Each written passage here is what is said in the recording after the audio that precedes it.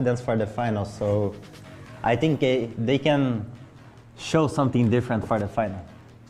Anortus e-spor. Bunlar da Bence C. Kara Esports. Kara beğendiğim bir takım. Vuruş gücü olarak bayağı iyiler. S ya S. Kara S. Koydum. TMB e-spor. Yani ben çok beğenmiyorum açık söyleyeyim. Ben de çok O beğenmiyorum. yüzden yani hatta C'nin takımı diyebilirim TMB'ye. S2G Esports. S2G şu anda kötü gidiyor. Bence S ama şu an A. Şu an aynı. Ha, renklim kara. Tamam, tamam, S. Ha, direkt gözüm kapalı S yani. Direkt S. TMB. Abi C'ye koyacağım ben. Neden bilmiyorum ama C yani içimden öyle geçti. C'ye koydum. Uf geldi. Ama ben yine A diyeceğim ya. Yani. Famagosta. Vallahi çocuklar güzel oynuyor kanka şu an. B'ye diyor. Sonralılar bir de. Tamam, B'ye koyalım o zaman. My next team is Kara Esports. They're a really strong team. They have good individual players, but I think that it's a good spot for them. My next team is Besiktas. I don't really felt like they were. I don't know. I didn't felt their presence in the knockouts in the league. I think they can be a tier B team, but I don't know. They can surprise everyone. Next team, Papara Supermassive. Next Ruya. They're gonna be on B, I guess. Asgard, B. Jetgo. Or Jetgo. Maybe the toughest here. Peki ben de Anortosis var. A da değil, S de değil, B diyeceğim ya. Değil mi? Bende Revim Kare var. Tartışmasız. Direkt S tier. Aynen. Papara, Supermassive. Bunlar da çok yönelik yani. S diyemem ama net A'lar. Bende de Jetko var. B'ye koyacağım. Okay. BGK. I would say B. Around there. I got the Noisy Boys. Most overplayed. Not good. Papara Supermassive. They can play very well. I got XS. Falcon var. Tecrübe. Ben direkt S koyacağım ya. Her zaman finallerde iş yapıyorlar. Asgard var. Asgard e-spor. Sevkan'ın hatırına araya koyacağım. Koy okey.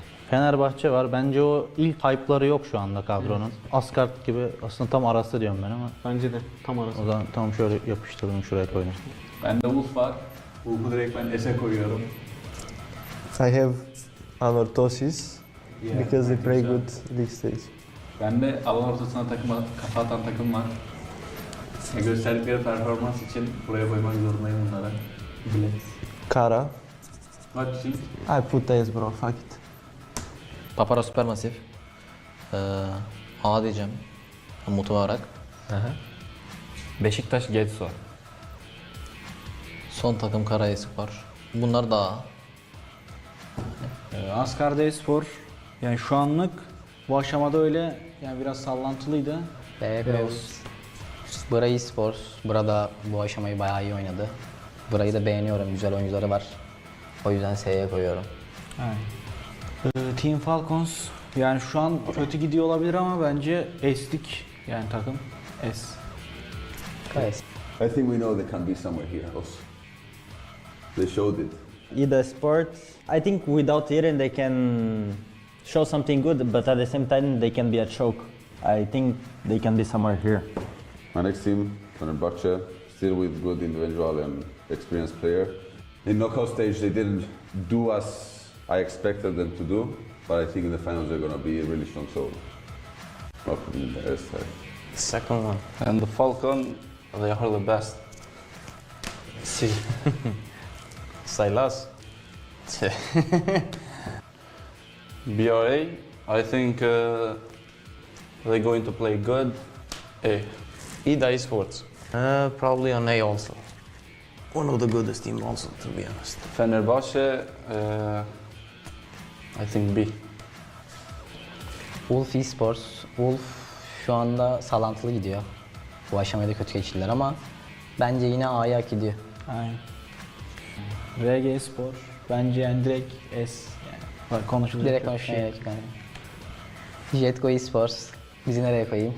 Biz koy C'ye ya. C'ye koyayım. İda. Ivy next Rüya. Adil olması lazım. Falcon. S tier. Rauf ya büyük faktör. Paparazzi Pmsl. Bence A'ya koyalım. Regnum Karya. Oo. Onu da S'e koymamız lazım bence. S tier. Üçünün yanına yakışır yani. İkisi. TMB. Bence Asgard'ın yanına koymamız lazım. Bence de Asgard'ın yanına koyalım. Asgard'ın bunun olmasının en büyük sebebi offline tecrübelerinin olmaması. Bir de bir oyuncuları oynamayacakmış diye biliyorum. Okay. Okay, we got Bra Esports. I mean, they got top one knockout stage, so Yeah. just put them A tier. Yeah, I got Ida Esports. Nah, like between A and S. Okay. Regnum, Karya. They're really good, very consistent. Okay, I got next row, yeah? Yeah. Put them between. yeah, same as Ido. Jetgo Esports. Did they win PMSC Turkey? They still played good in PMSL, man. Put them A. S to G. Well, Oh, we have no space. Put it there. Yeah. Ulf Esports, our friends, our homies. Yep. S tier. They played EWC, they did good. Ano Esports. The GOAT Can I IGL. put them here? Oh yeah, all the way on top. My last team, it's the Noisy Boys. To be one of the strongest team of the lobby in the finals. My last team is Asgard. Good team also. But I think in the finals I will go in the next to TNB. Ben de Nexia var. Ben de S'e koyuyorum Nexia'yı. I have Jetgo. I think A. They not so bad. Ben de Fenerbahçe var. Direkt S'e koyuyorum bunu. Bra. In between. Let's say here. Bura. They got Falcon. Yeah. Put them here. They're so bad. Here. They have big ego, man. Come on. ULF Sport geldi bana da. A tier'e koyacağım. Aa iyidir. XS var bende. C koymayalım. C'de bir tek kara olsun. Tamam. B koyalım. Ivy Nexus'a geldi bana da. Erdem'e respect. Beşiktaş Getso geldi. Ya Beşiktaş Getso bence potansiyelini hiç yansıtamayan bir takım yani. Tam bir B takımı. Anorthosis. Bir Falcon değiller. Jetgo, Sup. A tier. Ivy Nix Rüya. Bir şey diyemiyorum. Bazen düşündürüyor ama. Ulf Esports. Yani bizim klasik totemlerden şu TR'siz koyalım şuraya. Son olarak Ida Esports. Oldu yani adamlar stabil ilerliyor. Fenerbahçe Espor. C bence. Bizce. Bende İda var. İda'yı da ben direkt S'e koyuyorum. Bende Asgard var. Asgard'ı C'de yer kalmadığı için A'ya koyuyorum. I have S to G. My favorite team. Yeah. S2G. Bence A. Evet. Ama uyum yakalayacaklarını düşünüyorum yönetimden. Beşiktaş Getso. Ne TMB seviyesi, Evet, ne bu seviye yani. Anorthosis. Kanka Beşiktaş'ın yanına konulur Aynen. ortaya bence. Onu oraya koyalım. XS Espor. Tam olarak BTL'e koyuyorum. Aynen. Jetco kaldı. Nedense yine Beşiktaş Getso ile Anorthosis ortasına aynı yere. Tam buraya yapıştır bence. Aynen. Takım içi uyumu iyi. Ama bu takımların yanında da şey olduğunu düşünüyorum. Bana TMB Spor geldi. B'ye koyacağım. Yani Koy. B gibi. Biraz sürpriz bir takım onlardan. Bra Espor bence ilk beşine zorlayacak bir takım. Hidayet Sport geldi bana da. Aa, şuraya yapıştır işte, tam ortaya yapıştır. Aynen. En sona S2G kaldı. A değil mi? Bence de A'ya koyalım.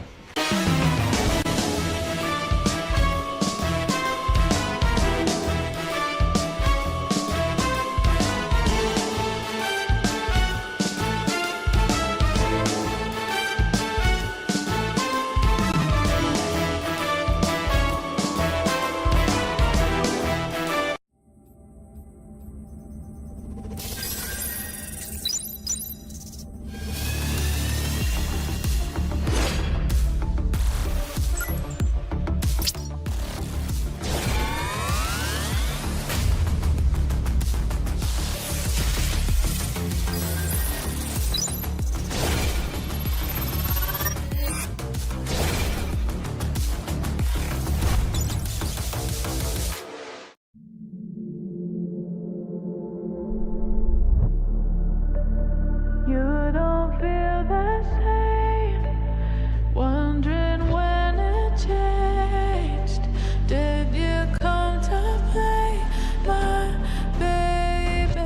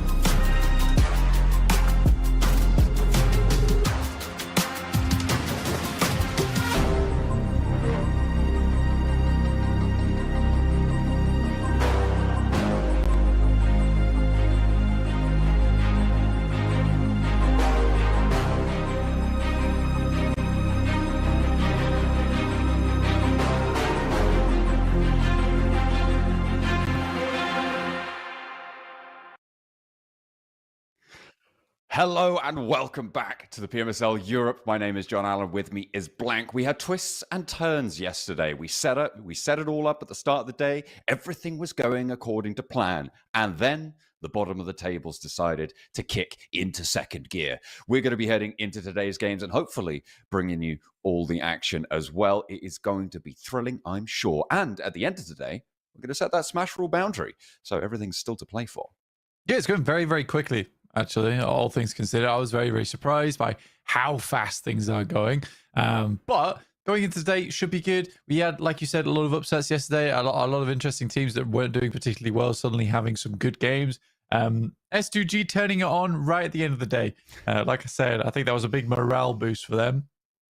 Saw them all hugging and cheering, which is necessary, especially when you've had such a terrible groups and knockout stage. I think a little bit of that from the home crowd can do you absolute wonders. But today, like you say, we will be figuring out where that Smash zone will be. Right now, Ulf looks like they're the closest to be setting it in the future. But with so many different teams stepping up from so many different portions of the tables, kind of hard to predict.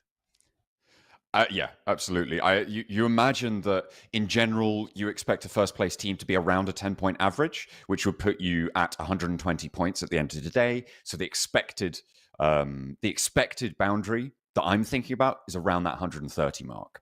And with Rondo, that could go a lot higher. Obviously, Ulf right now on 65. If you double that, that would be 130, and then the boundary would be 140. But it's that sort of number that we're looking at the start of tomorrow, but we'll have to wait and see because today's games still need to be played. Of course, there is, as you say, Ulf way out in the lead, but Regnum Kaya fairly consistent yesterday, able to get a couple of really strangely effective rotations in a couple of those circles, and managing to thread the needle a couple of times. Very strangely interesting stuff. Yeah, well, several times I saw them send through the middle of a few things. Yeah, there was actually some pretty cool moments from Regnum Kaya in terms of their rotations. Like you say, like honestly, getting some of those rotations not easy, but that takes practice. It takes discipline. It takes reading the circle well. Takes information gathering. It does take Silas.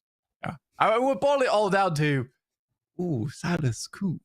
But yes, I think that it's definitely some cool rotates coming through from Regnum Kaya. It felt like, I don't want to say sandbagging in the groups and knockout stages, but this is a very different Regnum Kaya to what we saw over yesterday matches. Yeah, it has been a lot more performant, obviously, and we were looking at consistency over those group stages and sort of wondering about a couple of teams.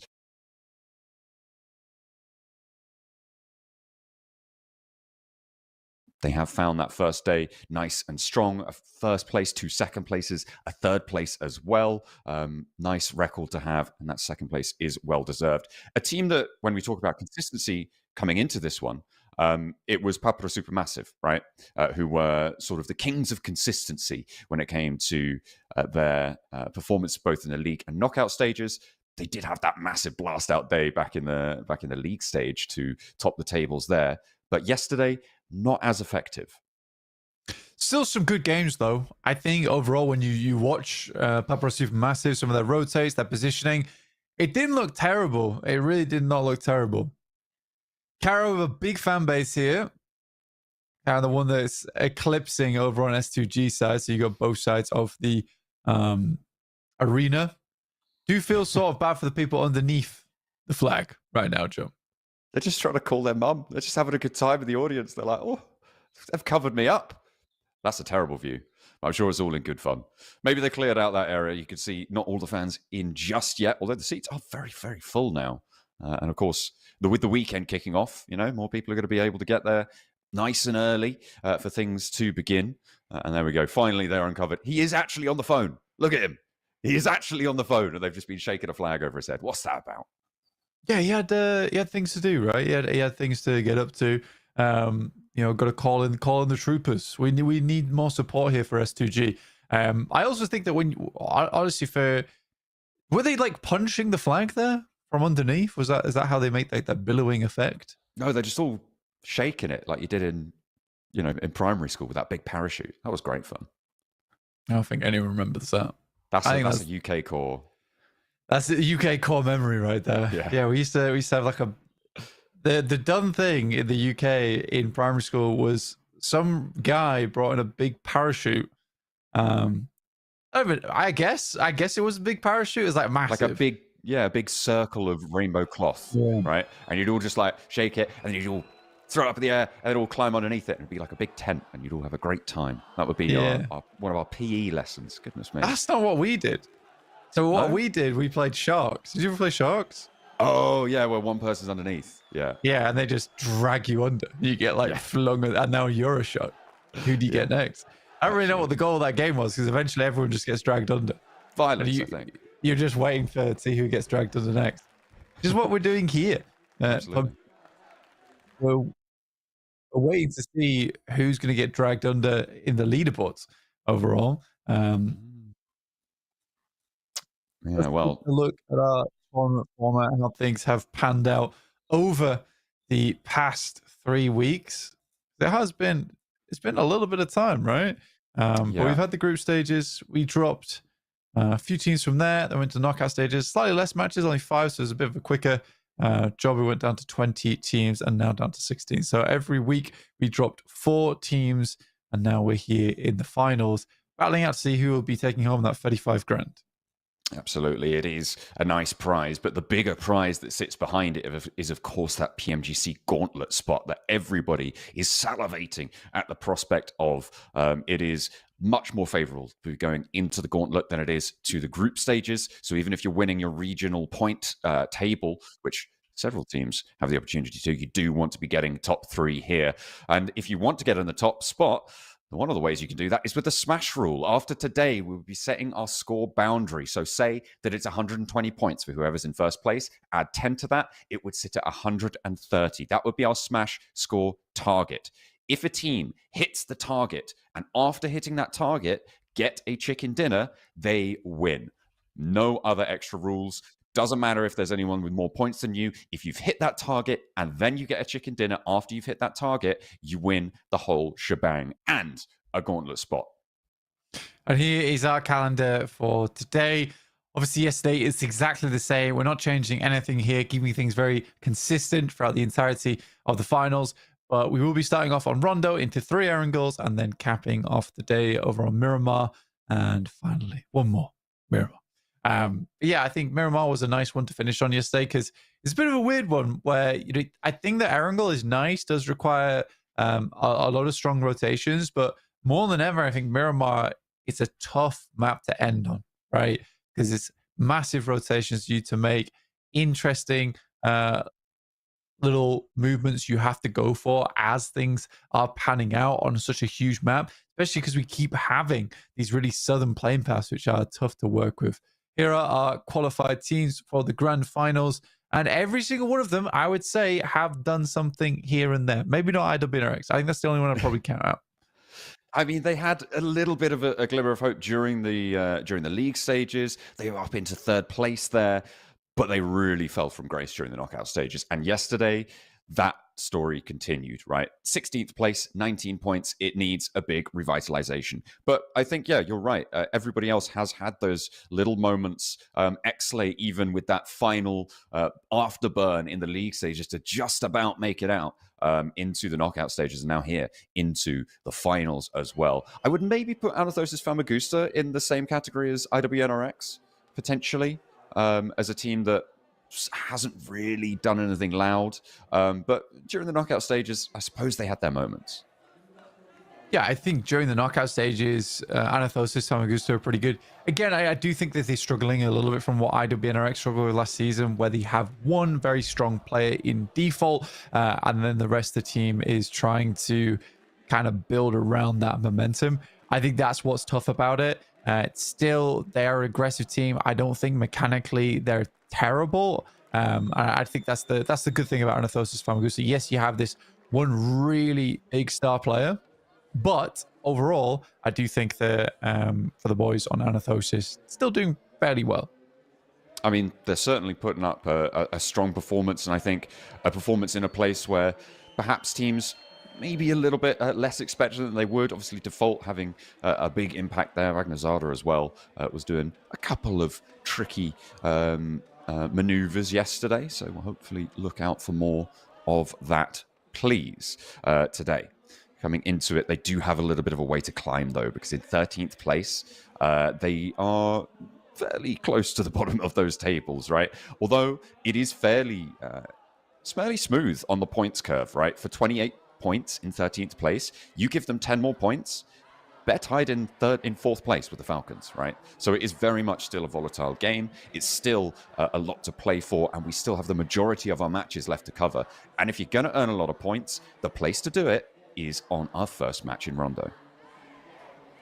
We got a lot of points coming through yesterday on Rondo. And I think that it was a lot of points. We were spread across many different teams. We didn't have like a banger of a performance from any one singular team coming through on Rondo.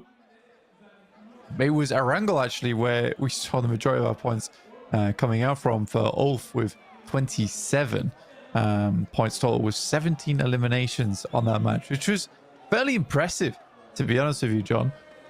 Hoping to see more of that today. I think you made a good point yesterday where you were saying that, look, for Ulf, maybe it hasn't been the greatest day in the world, but I do think that in terms of having those breakout performances, then just some consistent results throughout the rest of the day, if they can do something similar over day 2, I would have a good hope that they make it into tomorrow. To a high placing, at least.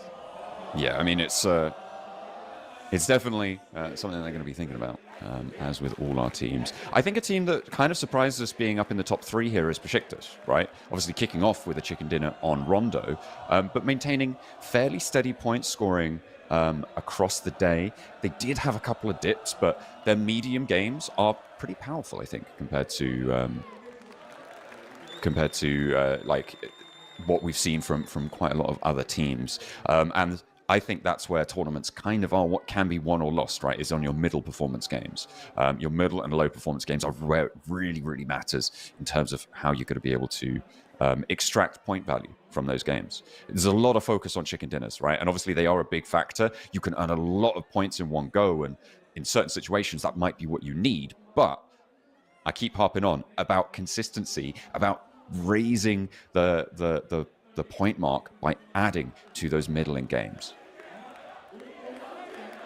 Yeah, there's certainly, I think for Besiktas though, you know, they got 19 points off of their first game of the day, which was on Rondo. So that's 19 points out of their 42. So almost half of their points were earned on that first game. And I think that that's important because that Rondo wasn't too difficult for them to win out. They had chosen the right space on the side of the map. They had so much room to work with. A lot of the teams were battling amidst one another to try and get towards that end game. And for Besiktas, that was sort of cleanup.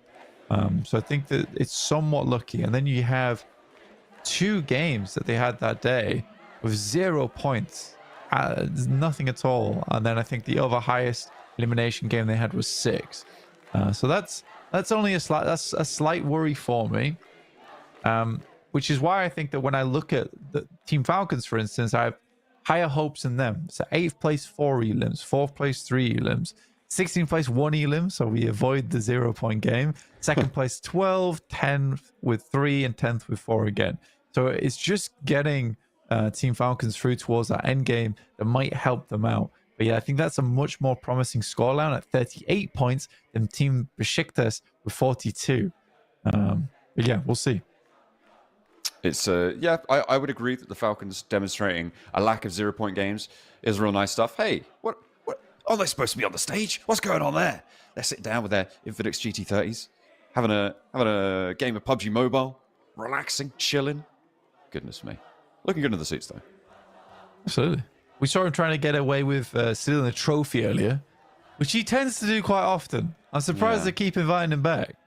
Yeah, they need to set a ring around it, a no sandstorm zone around that trophy. It's seems to be a recurring occurrence. There you go, a recurrence even. You know what? Should we play some PUBG Mobile? Yes, we could do. I think we should do that because I'm seeing that there's a lobby actually loaded in.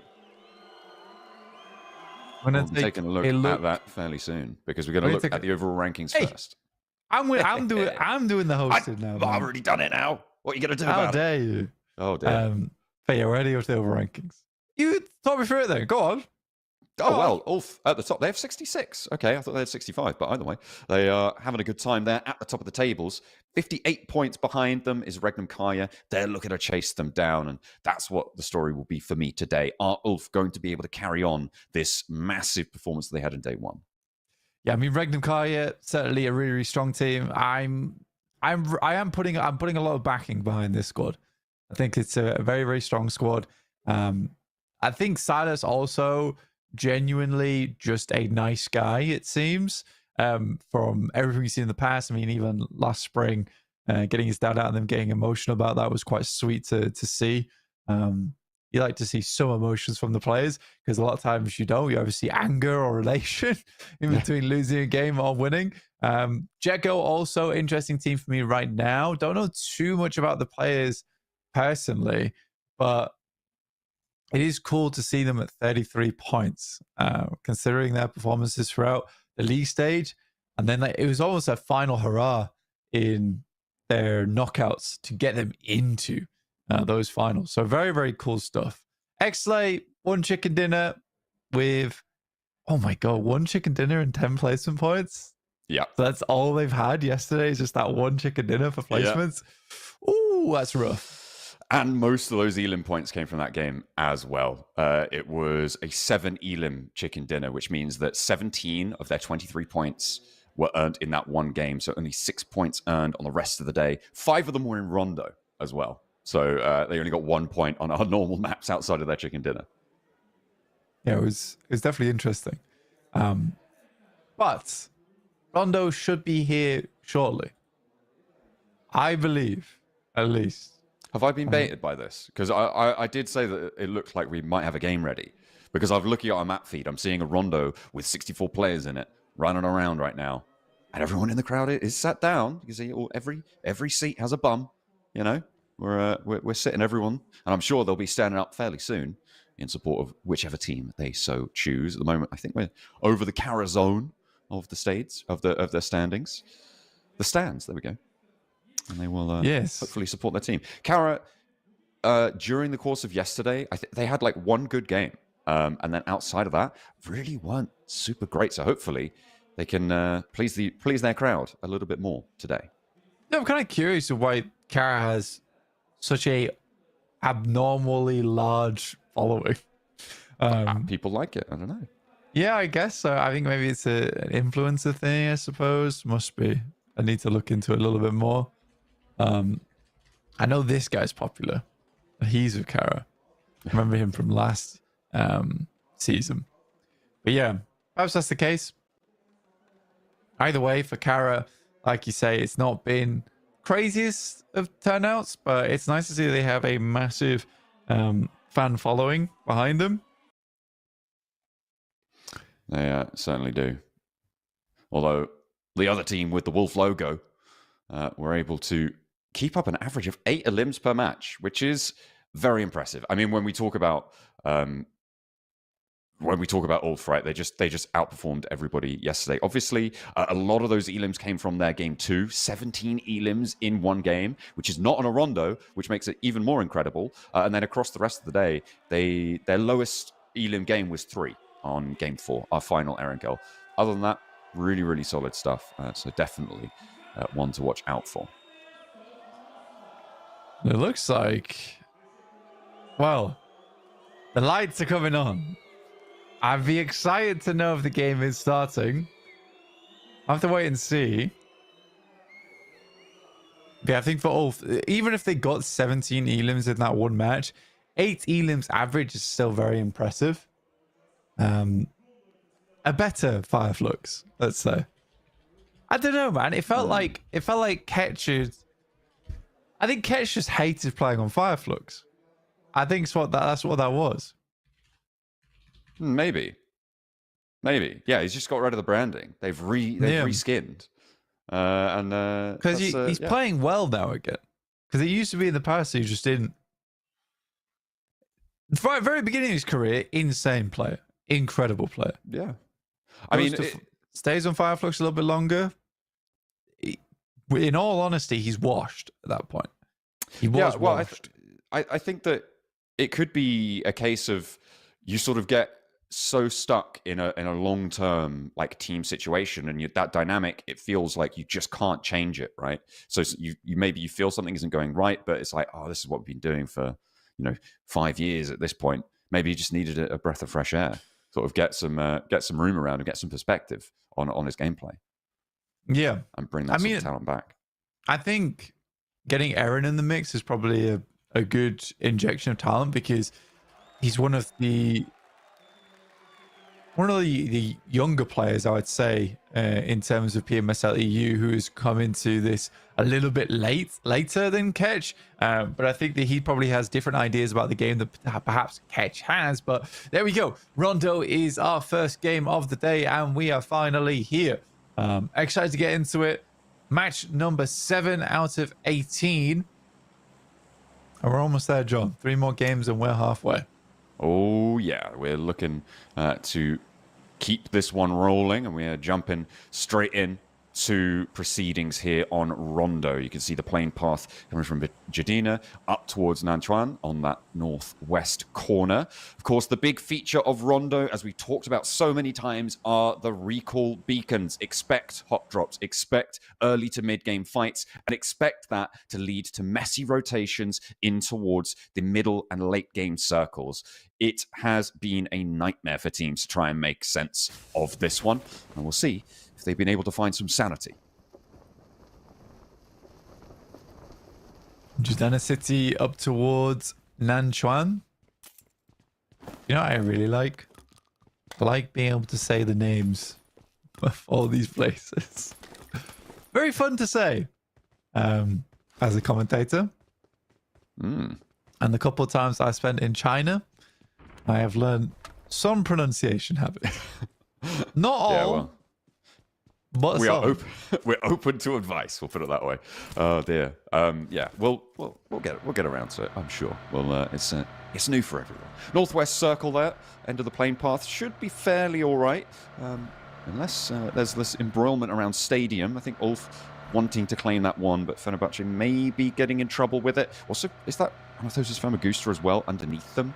I believe it is around that stadium area. So far, shots into the sky from Ida. Not going to connect though, just backing it off. K9 as well. Not ideal for this stage of the game, but you can get some nice little pot shots off early. Circle heads over towards the northwest side, so towards stadium actually, around test track on that southeast side. So this does mean there can be a huge amount of fighting. There is a lot of recall stations in this area. Metcap with a knife. This is Xlay, who also has a knife. Oh dear. Bit of bullfighting going on there. But Darkin, he's being a little bit more reasonable. Metcap though, back to the knife fight in the tent. Oh, one slash across, and he needs it. Metcap able to get the clock there on Delation, but the rest of Xlay moving around. A lot of their players going down, but they are taking their toll in response. I think both of these teams at this point want to disengage. I mean, they are right on top of this recall beacon, which means that you do have to fully flee. And going for this early, I mean, I like this. They know that they're going to be looking for weaponry. Not too many sightlines are going to be under control. So getting these players back in now, a solid choice. And Emre can't really look to the skies in this spot. It's 3 elims. I think Ida wants 3 elims.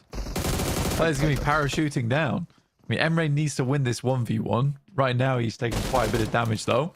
Good crouch underneath the window. Gets across. Neo with a nade. I mean, wouldn't need to do a lot of damage to him, considering he's already quite low. And there it is, yeah. Able to get that first nade elimination, but there is a second recall beacon being dropped on by Ida. And they're far afield, and they should just be able to pull themselves back up. Metcap will want to disengage here. I wonder if he's got a gun, though.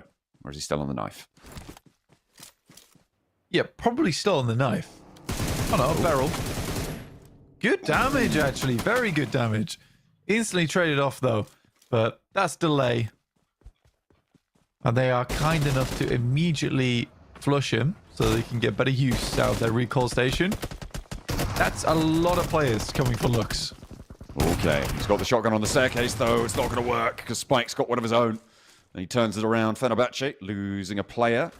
And a point added for Anathosis Famagusta. This is over towards this western side, or the southwest side of this next circle. Could be a little bit troublesome. You can see these recalls just coming in thick and fast as everybody's bringing their teammates back to life once more. Simple Domac with a little bit of response over to Spike. And doing pretty well with it. Might be a little bit tricky to get to the recall beacon, but that northwest side might be under control. Anathosis Famagusta, hang on a minute. Have they just been fully wiped? Or are they down to 1? Down to 1. As indicated by the green pip. Yeah. And the guy recalling his entire team. Yeah, exactly. Yeah, the early game is going to be a little bit of action here and there. Magnum Kari coming against Falcons. And now Valo gets taken down by Loxy. There's some really clean shots into another. And this is what Zedwolf's always been known for. Very clean off angles. Redox finds a shot over towards another player from Regnum Kaya who are coming in very quickly to help assist Loxy, who is doing the do-si-do around the vehicle. Lived for quite some time and maybe delayed just long enough for Regnum Kaya to get over there. We'll see if they want to, if they do want to get over there, or if they want to disengage and just keep their players alive, get that recall. The Falcons are a little bit the worse for wear on the fight, so we'll see if they can keep it going. But with Silas getting knocked, I think this is time for Regnum Kai to disengage if they can. But Zedwolf and Wild, they're going to keep the pressure up, and Falcons going to be playing on us too. Maybe they also want to disengage from this. Going down early in this situation, really not ideal. And Besiktas trying to make that the case for Anathosis Famagusta as they rock up. Trying to move on in, trying to take ground here. Besiktas winning out yesterday on Rondo. And that is a unbelievably good lineup. Skewers them like a kebab there. Goodness me. What a spray down there along the side of the building for Falconist. Moving in now to execute on those points. But again, it's still early enough. Teams can just get these recalls. You can see the Falcons. They've got their recall. Regnum Kaya, not too sure where they are, but I'm sure that they are looking for a beacon as quickly as possible. One that they can use to bring everyone back to life. Kamikaze taking a knock from Kara. Hang on a minute. Oh, okay. That was the finish onto Spike on the spray down from Falconist. Not just a pan elim. Goodness me. I don't think we've seen one of those in a long time. People are much more prone to using the knives in the early game. Well, you take a pan, but you can get it. Good for defensive capabilities as well. A lot of times, now that we get the knife as the initial item of choice, we'll forget that the pan is basically tier 4 armor, completely blocking bullets when shot from the back. I think Regnum Kari heading up towards Ryan. I mean, they've already got 4 eliminations off this game. I think they're quite pleased with it. The 3 of them were on to Falcons, and then another 1 over towards BR8. They rotate in a similar fashion. But BRA went straight past Stadium. Had a little bit further over towards that northwest side. And Besiktas still playing it very slow. Asgard will get a res off themselves. So back up to 4. I mean, so far, like, we've seen 20 eliminations come on through. And we've only lost 3 players. And they can also be rezzed. This is actually being set to be a really high Elimination Edition game here as more and more start to get taken away. Oh, Anathosis Famagusta might actually be in a spot of bother here. With the 1 player left now, it's imperative that they find a recall beacon to make this game work for them. It's the second time they've been wiped down to 1 player, so very much not having a good day so far. And that's versus Besiktas, who yet again are pumping points here on Rondo. No stopping the train for them. Bit of hovering going on over there. All that was about.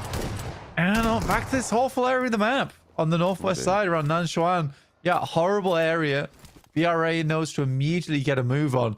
But because it's so undecided between the 2 areas, you are somewhat worrying where to play on this one. I think you just have to play the side you're given. Regnum Kaya went to Ryan. They got that res off.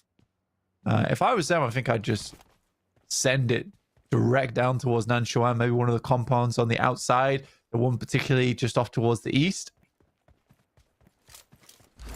Interesting on the res there for Anathosis Famagusta. They were able to, obviously with the parachutes, get a lot of ground covered over towards Nantuan. And I think that actually the player who's going to suffer the most is the person who recalled them all. Malaz had to break up towards the north. And are they still on 2? Did they get pinged away in the sky? I think they might have done. I'm not too sure. Brad didn't manage to get any of those points, so maybe not. Not too sure where Sefkan is.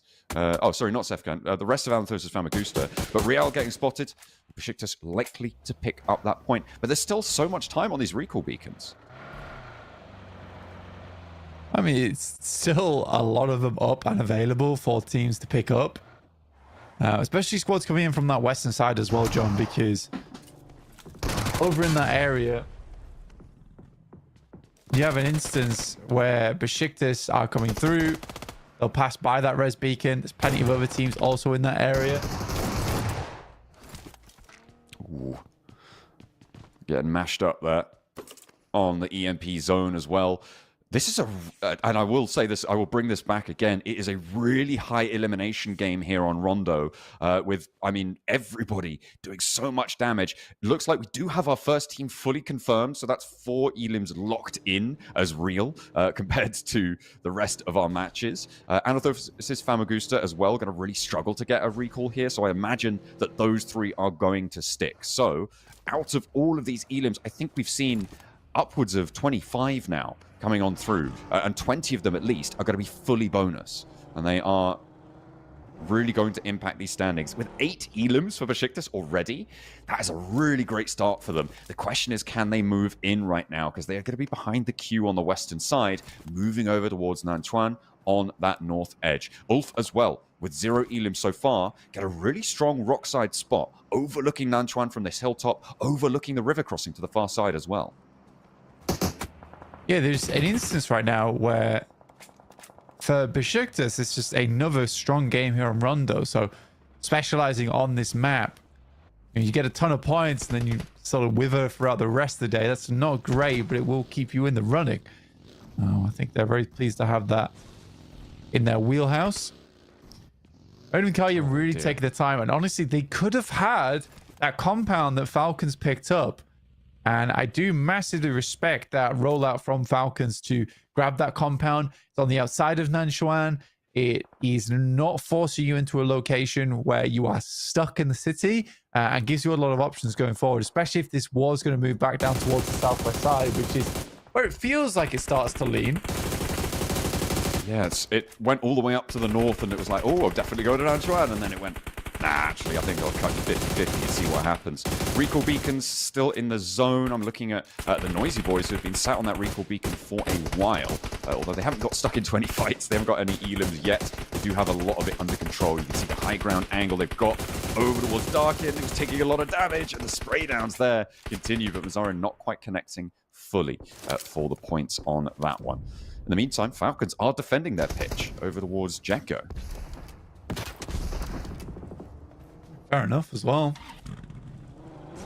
I think for the Falcons, this is a very good staging area for them. And seriously necessary. They want to win out this game. But it's not going well for Jekko right now, John. They have one player left, and he is in a spot where he can very easily get these reses. And you say it's not going well for Jekko. Redox is actually left alone as well. Can Regnum Kaya wrest control of this? As actually Jekko are going to be able to get back to 3 here fairly convincingly with Xlay rolling in. That's going to preoccupy Redox. He can't take those maneuvers. Scarface has brilliant oversight on this. He's very, very split off. A nade in though. Redox cooking. Can he get it through? Can he land it? Bounces. Not quite connecting. Yeah, this is a tough nade to hit as well, and they're constantly moving. You get a little bit of chip damage, but not much more than that for Redox. You can see here, there's plenty of areas where the boys from Jekko can just hide out. Surprised it went so badly for the Falcons there, and you wonder if it was a case of Redox just wasn't in the fight and not ready to take those shots with the rest of the team. It's a little bit further away. And Jekko do go for these mad dashes quite often. Throw caution to the wind, make it happen. And this is how that they've been still building on some kind of points despite, you know, maybe not being the most fearsome squad in the lobby. Jeez, I just had a train horn go right outside my window. That's crazy. Sorry. I'm back in, though. Loxy, however, not so lucky, getting knocked and flushed by Pmsl on the off angle. The approach to this fight, as it may conclude fairly soon. Redox wants to hold his nerve, has one nade, a Molotov on the door frame. That's going to slow Jetgo down, force them in through the one opening. And he's got the shotgun, trained, ready to execute here. Needs to step out, no. Backs off, plays the angle, has a nade in hand, he's cooking. The door gets shut. Jetgo do not want to let this one go. Open the door, no, he shuts it in his face. Almost takes himself down there. That could have been disastrous. But Pmsl still not getting stuck in. They're already with Regnum Kaya on the outside, who are down to 3. Those recall beacons will be shot off fairly soon now, Blank. So it is time to make your move if you want to get back to 4. Jetgo get the res, but Redox steps out for another, and he goes blow for blow with it, and will not take a lick of damage in response. Symphony are not able to land, opens the door. Can Redox find what he's looking for? Merciless on a sliver of HP, but no, it will not be good enough. Redox with a valiant hold, but the Falcons fall. The fact that Merciless doesn't go down there actually ruins Redox's push. I think if he was a tiny bit lower, very different story. Very, very different story. Very well played, Redux there. Pmsl being very annoying for Regnum Kaya at the moment. Constantly hovering around this third party, I guess, over towards Jetgo as well as the boys over on the Falcons, but never really fully committing to it. So Regnum Kaya couldn't also get stuck in. I would be pretty upset if I was Regnum Kaya. You were expecting Pmsl to go for something there. Instead, they just send off into the distance and just get exploded by Ulf. I mean, that's what happens when you try and crash onto Ulf on their really incredible rock side position. You know, we saw them in it earlier. They had been a little bit quiet. They've just been delivered a couple of elims, a little resupply. That's very nice to be able to add those ones to the tally. And they're in a really dominant spot. But speaking of being dominant, Besiktas on 11 elims, Blank. At 16 minutes in, they've been able to farm this western side. But have they finally gone a step too far? Have they kept themselves overexposed for just that little bit too long? They've lost a player now, with Boran getting claimed by the play zone. They're down to 3 players. Okay, last remaining. I never really thought about that, but the explosive bow actually is really good at creating impromptu cover. You know, a lot of times people are expending grenades to make that happen, but actually the bow does it very quick. And a lot more targeted as well. Yeah. Because with a nade, it can bounce. You're like, oh, I missed through it. The explosive bow's like, bang, there's a hole. Have your divot. That's like kind of meta. Ulf's still going crazy as Regnum Kai struggles to get in. I actually am kind of frustrated with Pmsl there. Me personally, no. Let's put it that way. For Regnum Kaya, I would be really annoyed though with Pmsl because they essentially protect Jetgo, and I'm sure there's no collusion involved right now. I'm 100% sure there isn't. But it's because they're so afraid to take that fight. They essentially act as a blockade between Regnum Kaya and actually going for the third party, which is what Pmsl should have been doing there. They absolutely should have gone for the third party, but they act as a blockade and then just go kill themselves. It's like, yeah, all you've done is just ruin our game and your own. It's like, my job here is done. Swishes the cape and immediately walks into the cupboard. The lobby needs me. Goodness me. Kara trying to defend, playing off against IWNRX. IWNRX, no elims so far. Definitely needing to rack up those numbers as fast as possible. Kara wanting to put on a show for their home crowd advantage as well. With an aid from CEO. They find Frozen, but goes a little bit wide on that. They're blasting them back, playing around that deployable cover as well that we've been seeing being so impactful in these middle to late game scenarios. And hopefully they can use it to their advantage. IWNRX take a knock, and that is outside the blue. With it closing in about 30 seconds, they need this res to come fast. Frozen swinging off to the right side here. Nade goes through. Good damage on top. No Molotov to finish the job, though, and no more nades on Lewis. Marceau just tries to go for the rundown, or at least identify where he's playing. But Besiktas up high, they're still not done. Still pumping those points. 13 eliminations now. This is a ginormous game for them. And absolutely fair. If you want to get all your points from Rondo, There's one way to do it. And I think that it is also helpful, John, that this is a very, very similar position of the map where Besiktas won yesterday. They know how they like to play this. There's a chance there for the nade on the flush, and it will take... No, it's actually the spray down from Ketch. Ulf, I mean, this high ground position for Ulf, they established it early. The circle has helped them out on this, and it's shifted again up towards them. I feel like this is going to be an Ulf chicken dinner, right? This feels like the time. Unless Besiktas are able to keep their pace and feeling real hot right now with 3 players, are going to be able to do so much. But with Ulf's position, with their overlook, with their dominance of the area around them, I just don't think there's any way that they get taken down here. It is. I mean, I think it's still too early to tell, though, because you have this instance right now where the circle could hard shift southwest. I think if we're playing the odds game, I think you'd be right, but I don't think you can say this with certainty. Who's going to win on this one, just because of the way the river cuts through the middle of this one. So tough. Zeptimus, I don't know, headers that nade. Smoke everywhere, shrapnel all over the place. Man's made a Pmsl. Doesn't take a lick of damage. He became one with the rock. He was basically Dwayne at that point. He just didn't take any damage from that stone form. Lovely little stone form, exactly. Besiktas, they're still on the fight. They are going to clash with Papara Supermassive right now. Forced 3 players alive. It's a little bit harder. Ulf may be able to take shots out this way. It's just a bit out of range, potentially, for the majority of Ulf, so could be isolated. Besiktas now crunched a little bit. On this hilltop, they've had a lot of power. Obviously, they've been afforded a lot by their position. Nades over the top, looking for Papara Supermassive, and an answer with a nade. Falconis doesn't go down, but the info's gathered, and he has to back off the angle. Papara Supermassive, charge him down. I mean, Nico sending out that he knows that Besiktas is on the back foot, starting to push away. But Papara Supermassive, again, this is what I'm talking about. They're consistently into these late games, no matter what. I'm just waiting for them to get one of those massive games coming through. Rookie on this rock is very hard to deal with here, John. The fact that he has oversight down the hill towards IWNRX, but that is a great shot from Kakali, and a very much needed one. Nico preparing to make this push. I don't think that IWNRX can move up here with Kara on this oversight. They are going to be the ones feeling the brunt of the pain here. One player from Kara has gone down. This is potentially going to give Besiktas a chance to get this res and see what they can do here. But Kara go down to an off angle from Eren on Ulf across the way. It helps. And the circle blank, it shifts out to the west side. And maybe Ulf have to move. The res potential here for Besiktas and Papara Supermassive tentative on their push. They don't know who's there. And the nade from Falconis brings Besiktas up to 16 elims. Blank. IWNRX are exploded in the valley. Yeah, that's a nuts nade from Besiktas.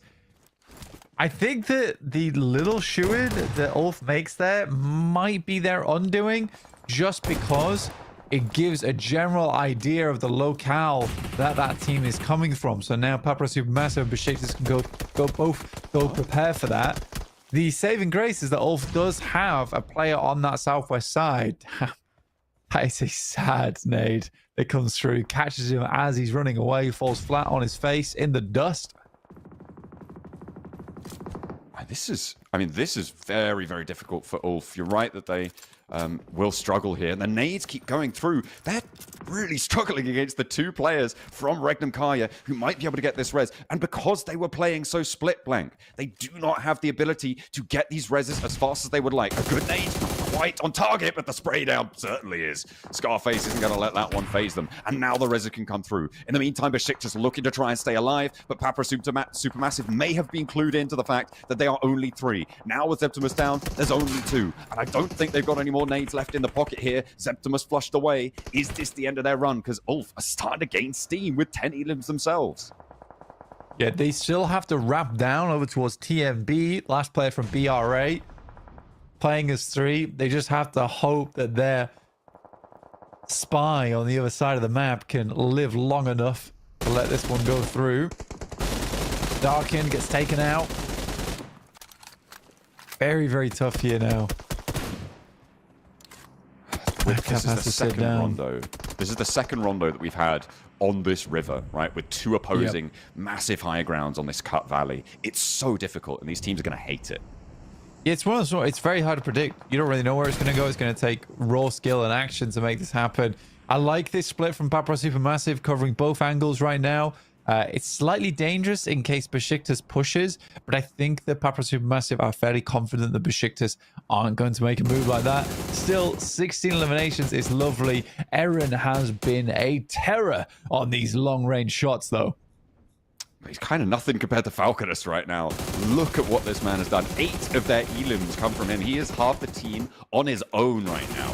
The Noisy Boys, they stayed quiet for so long. They held their recall beacon, playing the good game, but that's all for naught, as they will go down in 7th place, it seems, fairly soon. Well, not just yet, but with Ulf on the hunt, you've got to imagine that this is going to be, dangerous. 3 and a 4 in a vehicle? No, 3 in a vehicle, and they're rolling up to the Noisy Boys. Could be dangerous if a nade hits them. The spray down of the vehicle goes too far. Ooh, no, the Noisy Boys get taken out, but I think Ulf have been separated. It's still okay, though. They can play this out fairly comfortably. Try and take the wheels off the car. It's hard to do. Nico goes down to Ketch off in the distance. These shots have been disgusting. It's nice to see Ketch still taking these shots as well, hitting them at long range. Like I said, the guy had been somewhat struggling over the past year and a half or so, compared to his debut almost 3 years ago, where he shocked the world and wowed everyone with an unbelievably strong performance. Sadly, will go down as he skirts down the cliff face. Yeah. This job's pretty much done at 16 elims total. And this is Scarface's playground. Absolutely. He's opening up with a 6x on the AUG. It's a beautiful spray down opportunity. Ketch does get flushed, and they're playing on as 3, and they're up to 16 elims blank. They saw Besiktas chasing them down. They were like, guys, we're actually the first place team. We're doing 16 elims as well. That's just what we've got to do. And they are probably in one of the better spots here. Papra Supermassive, the only team that can change the tune, and they're making their move now. Falcon is making the dash. Papra Supermassive will turn over the hilltop, and that will be the end of Besiktas. But they still get a huge game. A 5th place and 16 elims. That is monstrous on those point scoring totals. I would not be too surprised to see them try and keep this one going as well. But Ulf, now the team to beat. Papra Supermassive in the drink. Yeah, dropping down. I mean, a lot of bullets coming through. It's from Solus, who have been playing this off angle, well prepared for a maneuver like this from Papra Supermassive. Ulf has absolutely everything covered right now.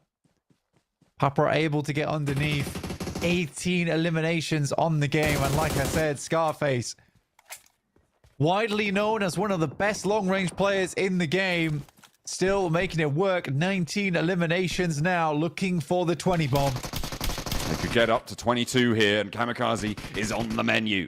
Will be found as well. 2-0. They have guaranteed a 30-point chicken dinner if they can convert. Of course, there's 2 players still for them to contend with, but I'm expecting denial here. I'm expecting Papra Supermassive to move out. Oh, maybe not. Okay, they're stepping up.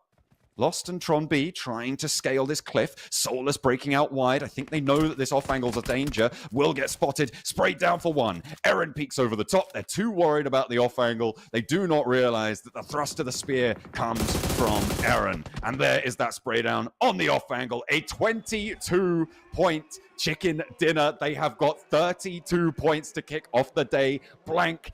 They almost get half of yesterday's points in one match. And Ulf are terrifyingly competent. That's going to shoot Ulf into the stratosphere in terms of points off that game. What a match from them. On the complete wrong end of the circle as well, the majority of that game. So cool, though, to see Scarface in his element. Like, that is where he shines. Eren didn't let anyone get close to him either in that close combat scenario. You just had this nice tandem between both those players. Scarface taking care of anyone at distance. Eren, nobody could get close to this guy.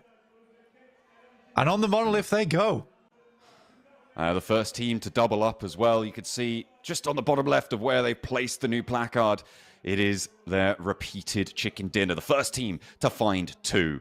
But they don't need that tiebreaker, Blank, because they are going to be so far ahead. They're nearly at 100 points now, just off of that game. Yeah, it's very, very wild stuff. I think for Ulf, very promising team. It's nice to see as well, because I think that I kept talking about them in knockout stages, saying that I expected much, much more from this squad, yet it never seemed to come to pass. Finally, I feel a little bit of vindication now here in the finals, at least, which is nice. It is nice. But I think it will be hard to catch up to this squad now. I think that sets them far ahead anyone else. Regdom Karius still get a good shooting on that game, though. Besiktas, also with the 16 elims, it's a strong match from them. It's just strange, though. I think Besiktas sort of gets, I don't want to say lucky, but it is their wheelhouse of a game there in their quadrant of the map. So it does make life easier, especially when it's such a large map anyway.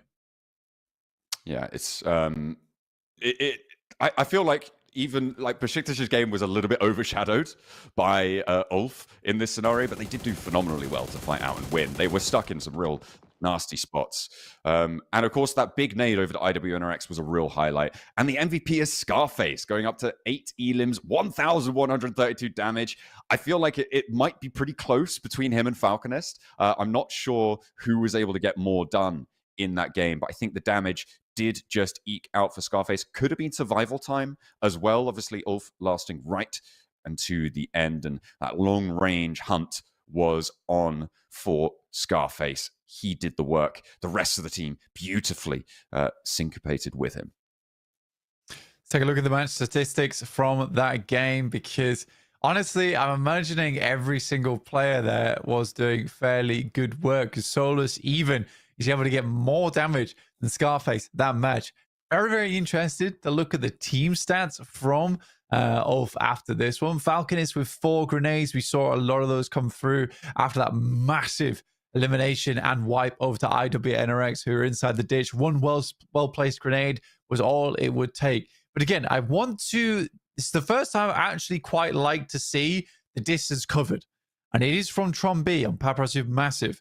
And I think that it's very important to take a look at that, because Papra Supermassive on pretty much every single game throughout yesterday, after I think the first 2, were just getting towards those end circles. And it's not, I mean, goodness me, it's not because they're getting lucky. They're taking very, very long treks to get there. But what is this? A 4K damage game is unbelievable. That's 4,219 damage inflicted on the rest of the lobby. Blank, that might have broken all records that I've seen before. That is absolutely insane. It's so close. Can you imagine if every single player had 1,000 damage? That would be absolutely incredible, but it's just not quite. However, that kind of doesn't matter, right? Over 1,000 average damage across the team. Nobody was slacking. Everybody pulling their weight here. And that is just... that is monstrous.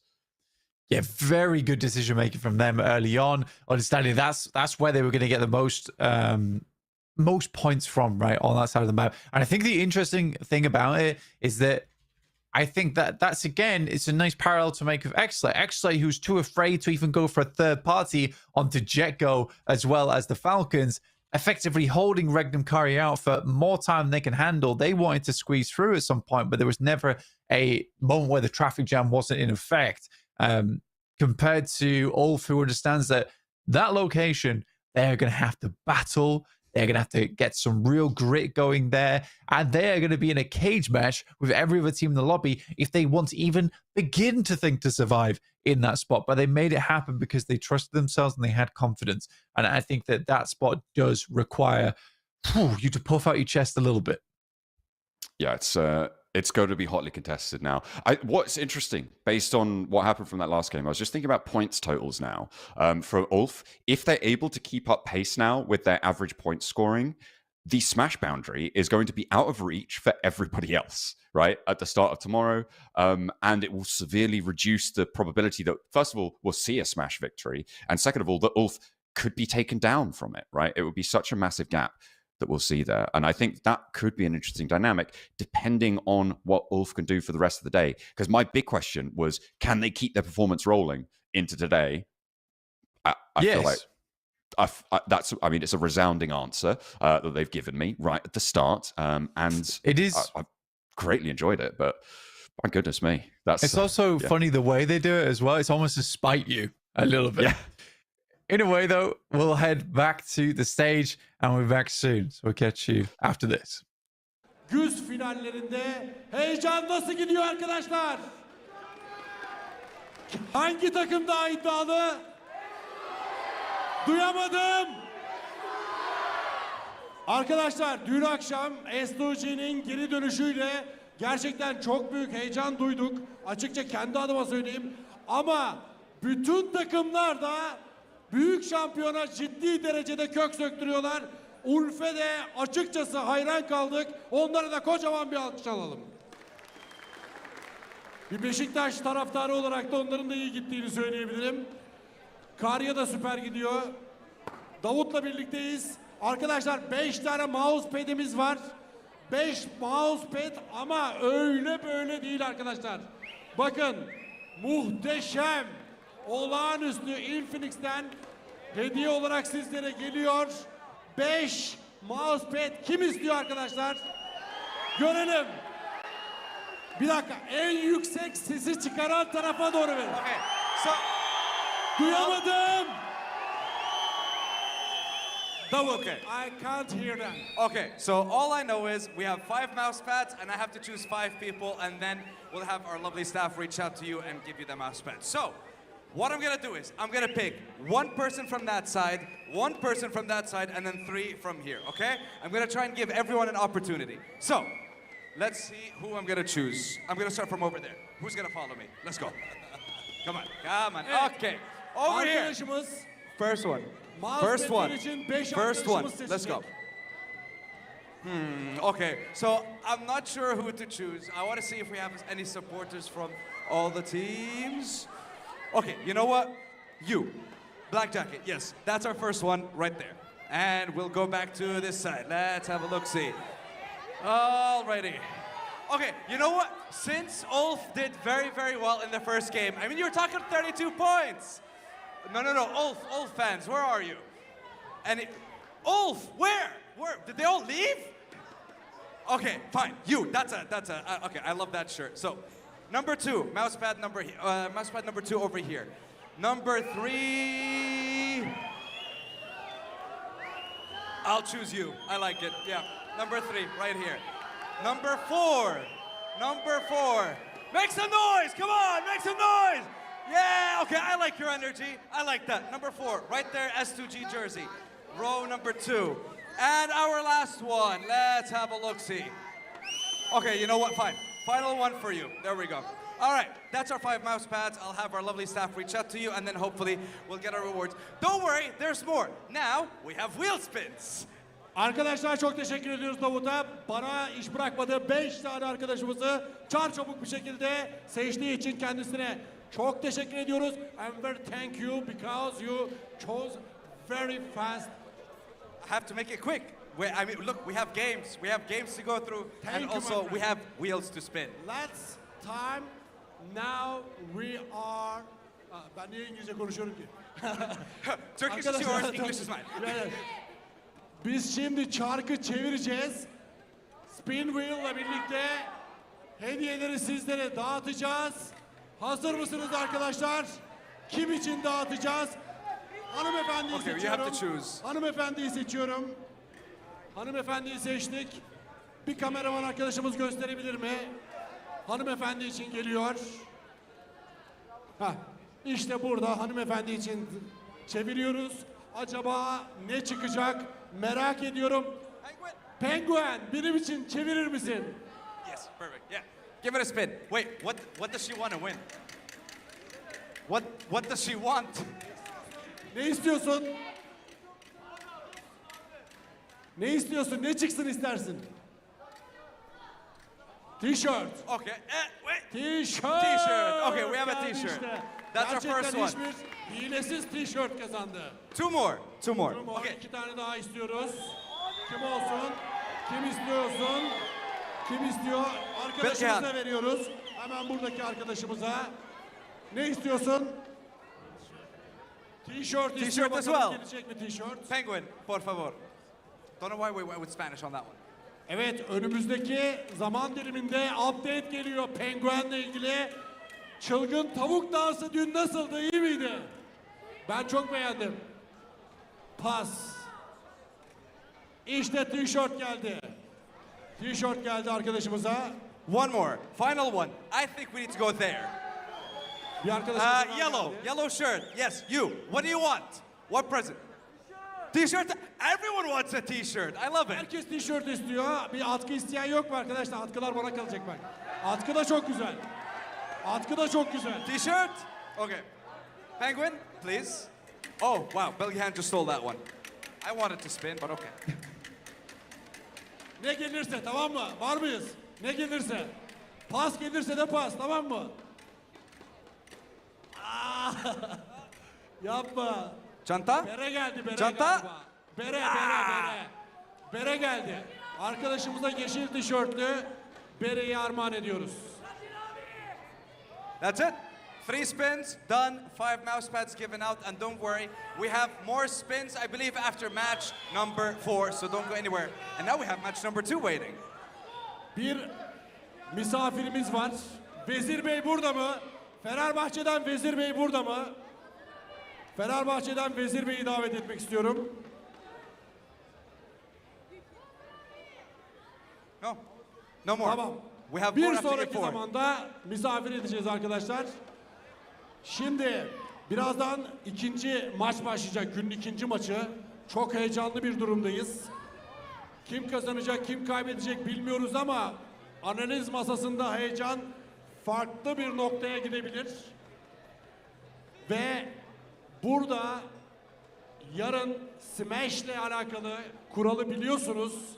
Smash kuralı nasıl arkadaşlar? Gerçekten çok heyecan verici. Yarın bakalım ne olacak, bugün ne olacak? Çok büyük bir heyecan içindeyiz. Özellikle Okay, you know what? Ladies and gentlemen, I think we've had a lot of fun, but I think it's time for us to get back to the games because I think the players are more than ready. for our herkes çok second game. heyecanlı. Şimdi analiz masasına gidiyoruz ve arkasından maçlar devam edecek arkadaşlar.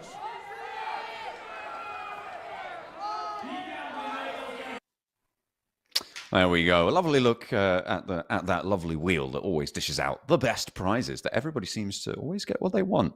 It's a very curious wheel, that one. And of course, big fan of the penguin mascot. Always good to have that one thrown on in there. I'm sure we'll be seeing plenty more gifts and prizes being given out. And unfortunately, it's only for the people in the venue, guys. So if you didn't have a ticket, it's too bad. Maybe next season you could end up there and be grabbing some of those prizes for yourselves. So we'll be getting on, hopefully, fairly soon with our next match. Of course, we finished our rondo. It was absolutely crazy. If you didn't watch it, wait until the end of the show and then go back and watch it because it was absolutely insane.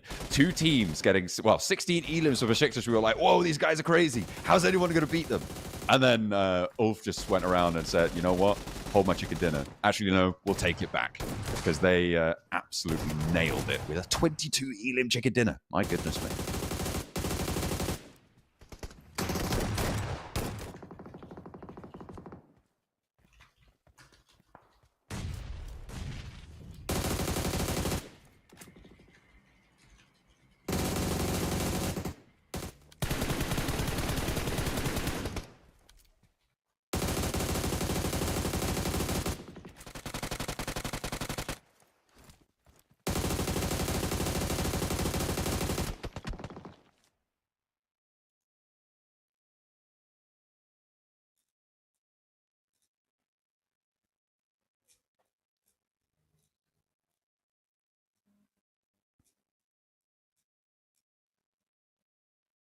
I mean, that is insane. And also third place team, Papara Supermassive, or second place in placement, you know what I mean? 11 points as well. This is really high point scoring. You could see that 3 points stretches all the way down to 13th place with Jetgo, and only Asgard didn't get anything off of this match. The Noisy Boys as well, able to get a point from just finishing not in the bottom 8 of the lobby. But still, even though those 32 points were earned, the rest of the lobby still was able to do not awfully.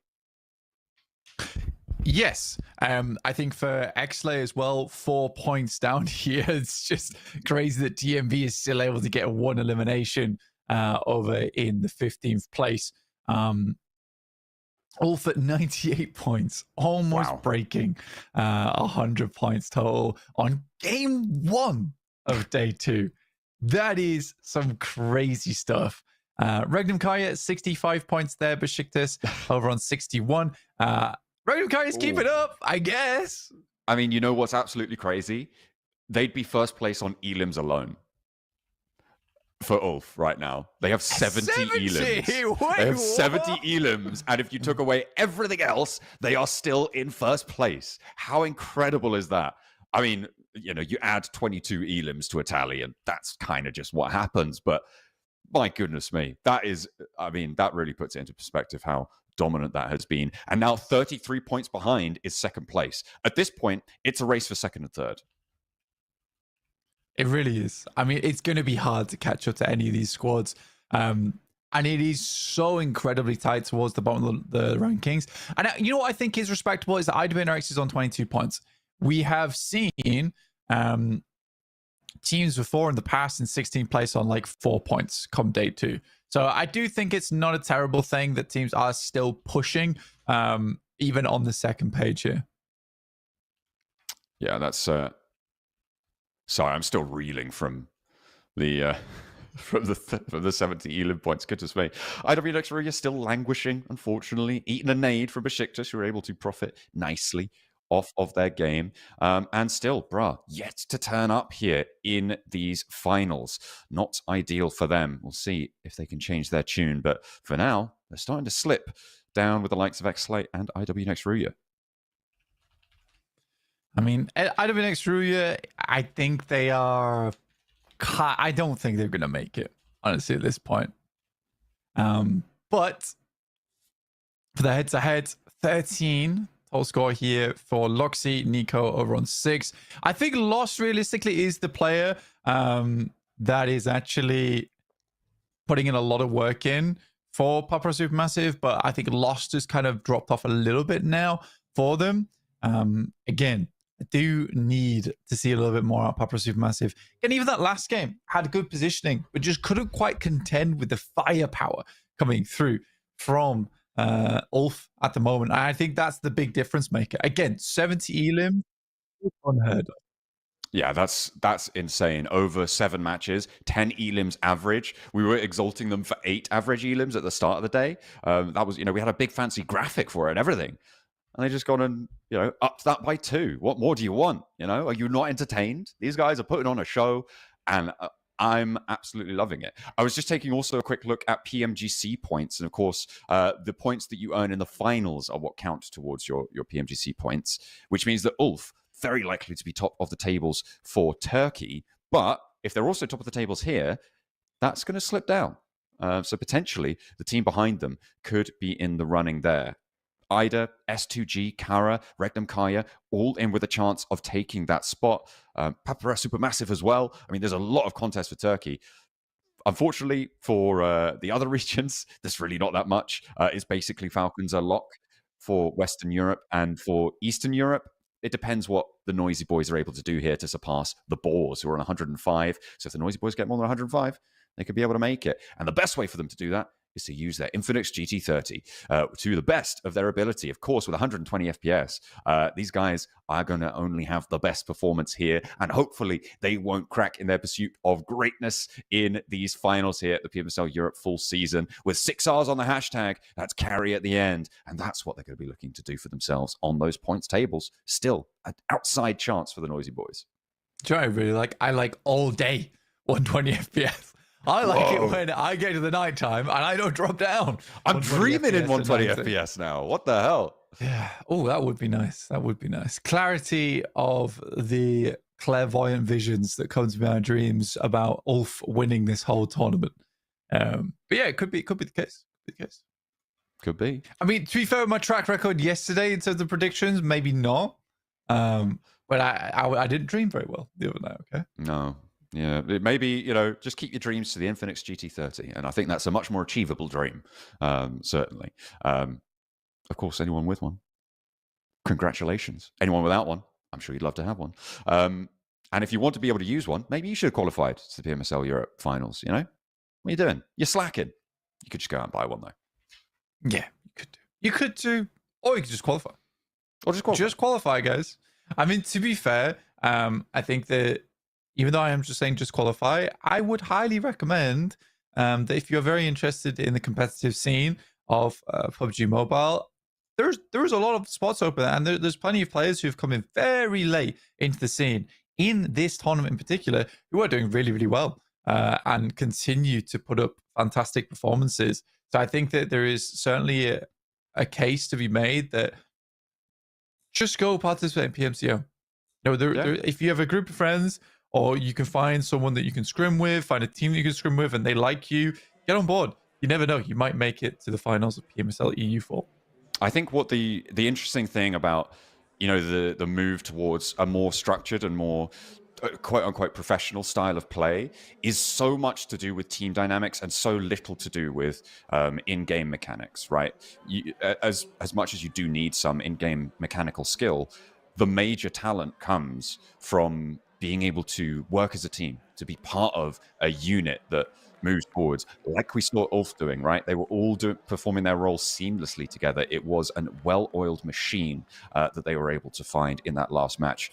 And that is potentially, if you want to be on the road to the PMSL finals in your future, that's something that you definitely need to be learning from. But for now, we're going to have another Erangel for you to learn from. Of course, we're heading into match number 8, as we are going to kick off match 8 with a plane path from Novo up towards Georgia Pole.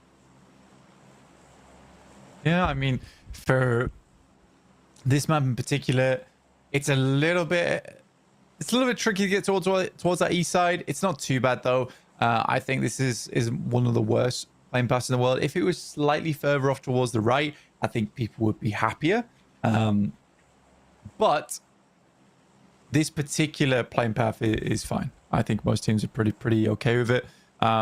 Moving off towards the eastern side, it's BRA, who are jumping over towards Milta right now. Anathosis out early alongside with TMB. John, though, on Sosnovka is an interesting prospect. Yeah, it could be a little scrap on the military base. And as I was talking about before, right, the Eastern Europe region is technically up for grabs here for the Noisy Boys. What they need to do is aim for more than 105 points on these finals, and they would get the Eastern Europe qualification spot on points. That is a fairly achievable goal. On 18 matches, that is something that you could definitely be setting your sights on, right? It's not the tallest of orders, and they've already managed to get 31 points in the first day, only the 1 point at the start of today, so not a great result to keep up the pace there. But they definitely are on track to potentially find those averages, because over 18 matches, if you get a 6-point average per match, you're qualifying into the league stages of global finals. No, it's not a ridiculous scoreline. And again, if Ulf continues to perform the way they are currently doing, you are squashing points requirement a lot. Because you're going to be stealing a lot of those points away from everyone else. Even the knockout stages, I would say that we had a bit of a points vacuum, which made it very volatile towards the bottom. It's actually the only thing that really allowed Jetgo to get in right in those final moments. So I think that it would be... I'll be very curious to see where that top 6 lies at the end of all of this. Not considering the smash ruling.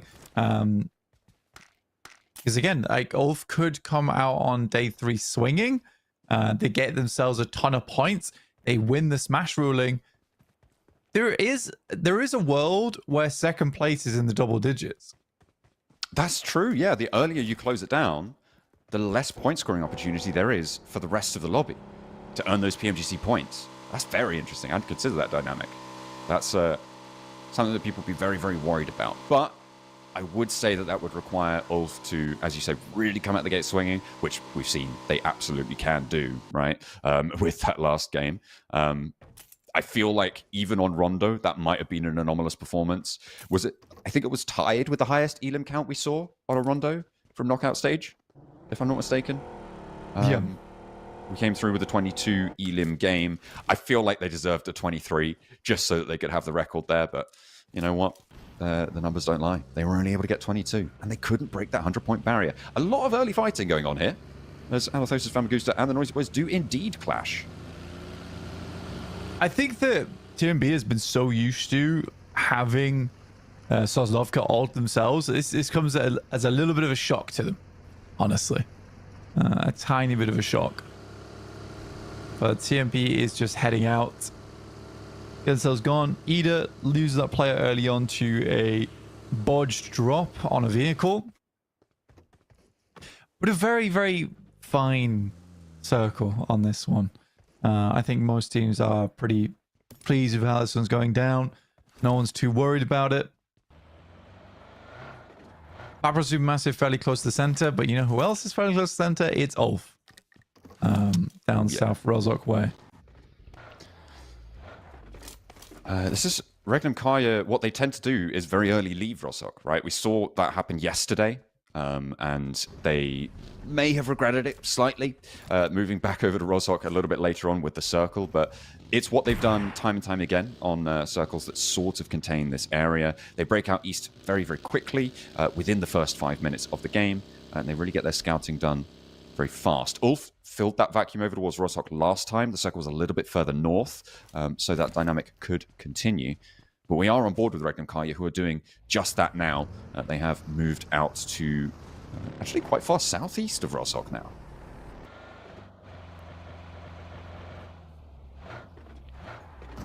Goodness me. I mean, BRA, I think BRA is definitely the team that I was the most disappointed in over the entirety of this finals, though, John. I think the fact that BRA are only down on 26 points does lead me to believe that a lot of the massive performance they were able to come out of in the knockout stages were exactly how I assumed it was going, where it was a lot of luck, a lot of early fighting, a lot of high elimination games that came from some fortunate circumstances. It's not to say that BRA is a bad team. I think it was a little bit of a strange few days for that squad. Kara looking to try and defend their pitch here. And as one of the teams that sort of had high hopes coming into this this phase of the tournament, I thought maybe they could outperform themselves, because they have had these little glimmers, these little moments that we've seen from them over the course of the two previous stages, but they're really not bringing it on the stages on this stage, unfortunately, and hopefully they can open up faster. Of course, the Rondo effect at the start of day two, right? And I don't blame teams for not really... well, maybe it is definitely still their fault, but I don't blame them for necessarily being super strong on Rondo strategy at the moment. This is the first season it's been implemented in this region, certainly, and across the world generally. It is still a fairly new trodden path, and I think that making those early adjustments are what teams are going to really look for in terms of earning super huge amount of excess points on Rondo. And I don't know if we've reached the final form of strategy on Rondo yet. I don't imagine we have. I'm sure there's a long way to go, especially when you consider the recall beacons. Yeah, I think that we have seen quite a bit of it so far, and at least in my assessment, it's a case of for Rondo, you have to just go with the flow sometimes. You're going to get more eliminations just based off the recall system anyway. But I have been preferring teams that, at least when the circle comes to them, they prioritize getting a central position. They try and clear out teams around them while still having a backup recall that's close towards the center, so they don't give up center after that. So it is a map that sort of forces you to play between edge and center, depending on how close you are to recall beacons, how close you are to the center of the circle when it pops. It's all quite interesting. But I also find that you are going to get those games where you are just lucky. You are just lucky. The stars align. You get tons of points off the back of it. And it's not something you can replicate. Where I think that on Erangel, you get 3 of them a day. I think it's highly likely that you replicate a 17-point or a 15-point game frequently if you are good enough. Well, yeah, that is the big caveat, though, if you are good enough. And I think that teams will start to read into that. And obviously, I mean, at this level, certainly, everybody's going away and crunching every single game after these matches happen and trying to develop, trying to be ahead of the curve. And we'll just have to wait and see how it all changes. A big migration now on a northeast shift. Blank, we're going up to the northeast side. Rectum Kaya trying to move back into the west edge of Yaz Fields, but Besiktas are already there. Ulf might crash into them, though. On that middle side, you've got Ida as well, just north of this. That west side migration is looking tricky, but around Potato Hill, there's also close conflict. A lot of damage going through. Lewis will get himself first drop. But yeah, I think over towards Yaz. It is a little bit stressful here that you got Yaz Fields in play. Now, I am slightly disappointed in Regnum Kaya because this is the first time we don't see them take West Yaz compound.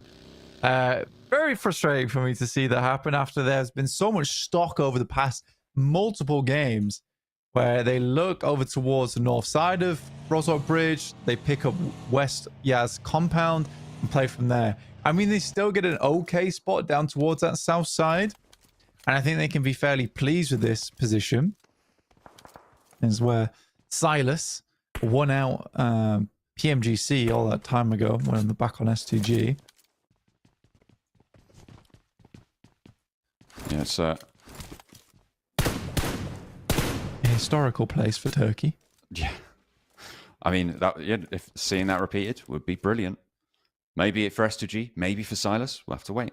You know, Regnum Kaya would be glad of it, but what are so the S2G fans. Most successful players in the world, honestly. And I don't think I count Powerboy in that. I think the most successful player in the world, no? Yeah, well, not on a technical basis, because Powerboy and Order are probably the most successful players in the world when it comes to PUBG Mobile esports. You think? Yes, absolutely. They won twice in a row, PMGC, right? Hard to beat that. No one's beaten that. But I think on a more vibes level, you'd be right. You'd absolutely be right to say that Silas is probably one of the most successful, is the most successful player in the world. I think that the early back-to-back has a bit of an asterisk next to it.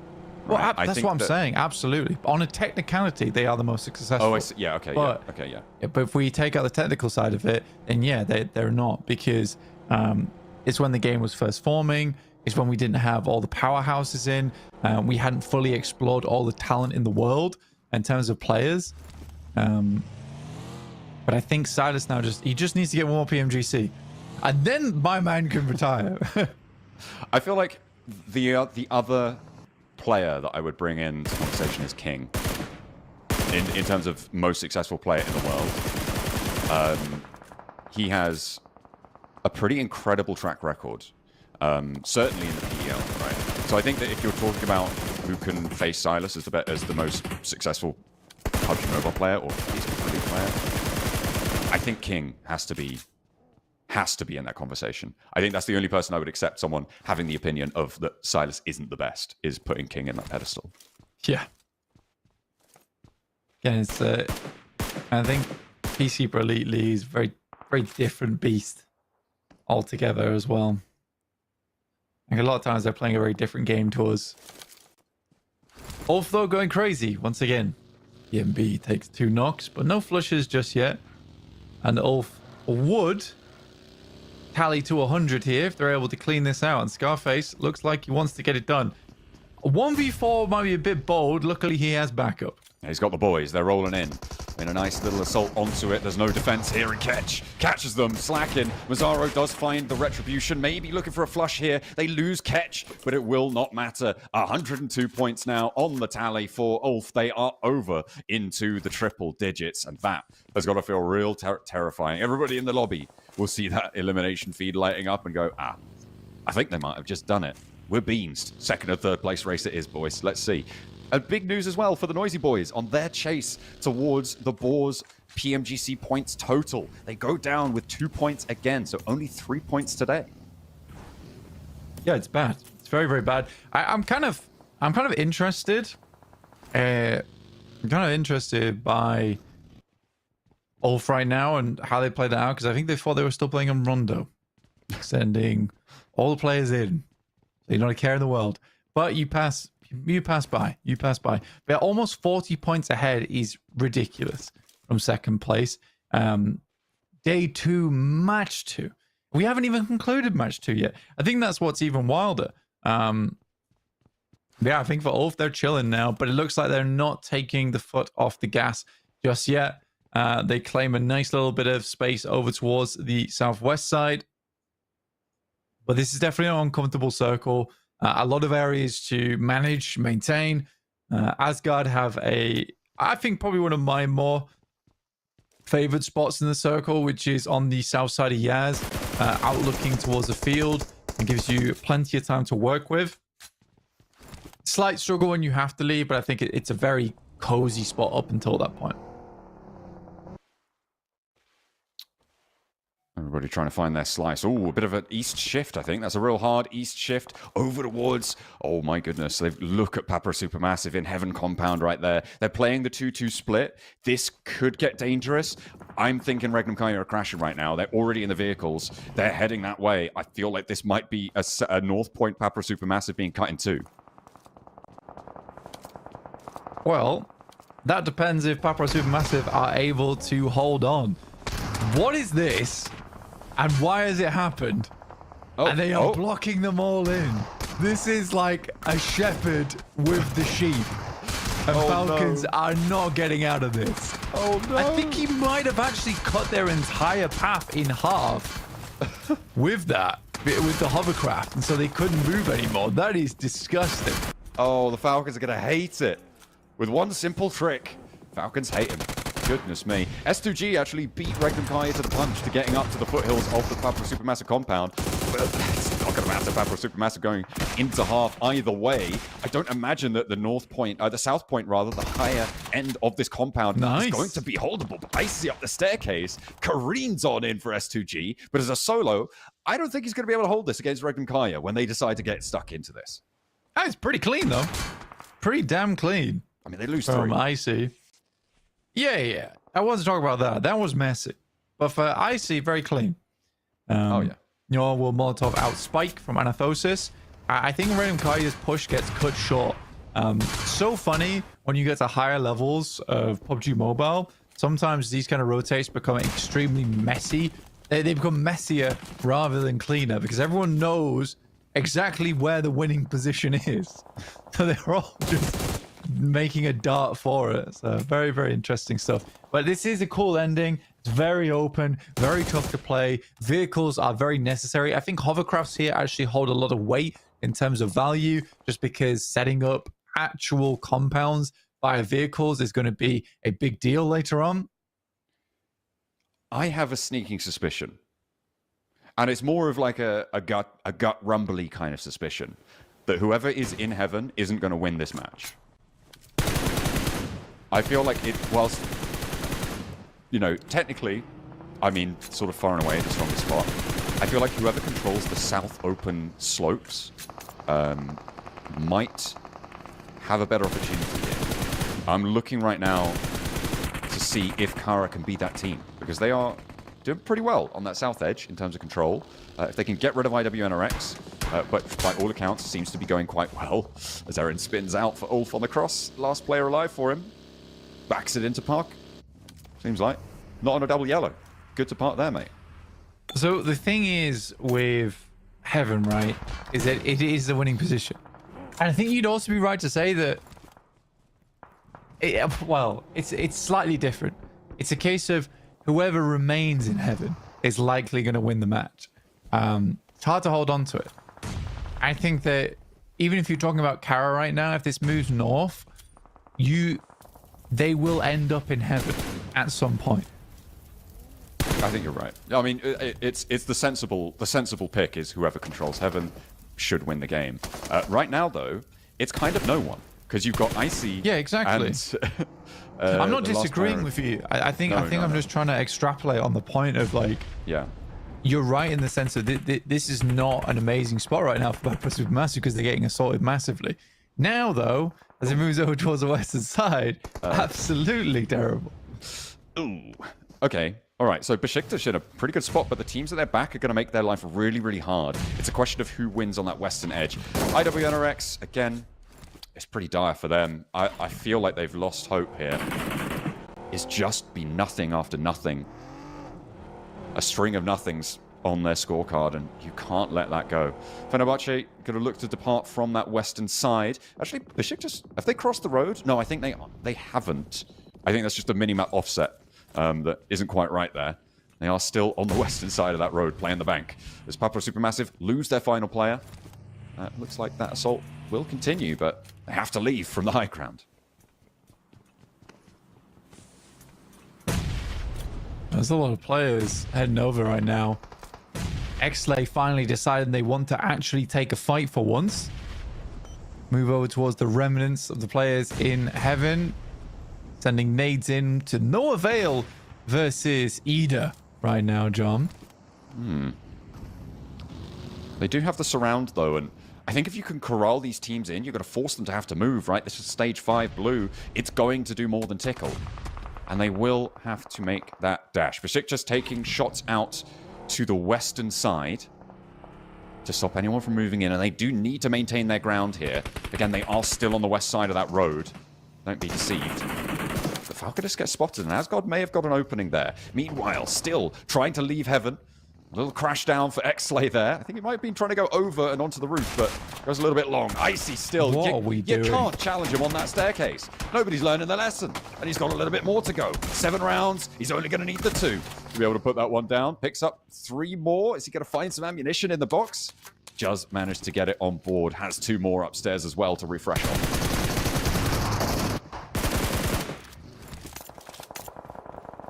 Ida have to push out. I think they realized that their time was coming to an end.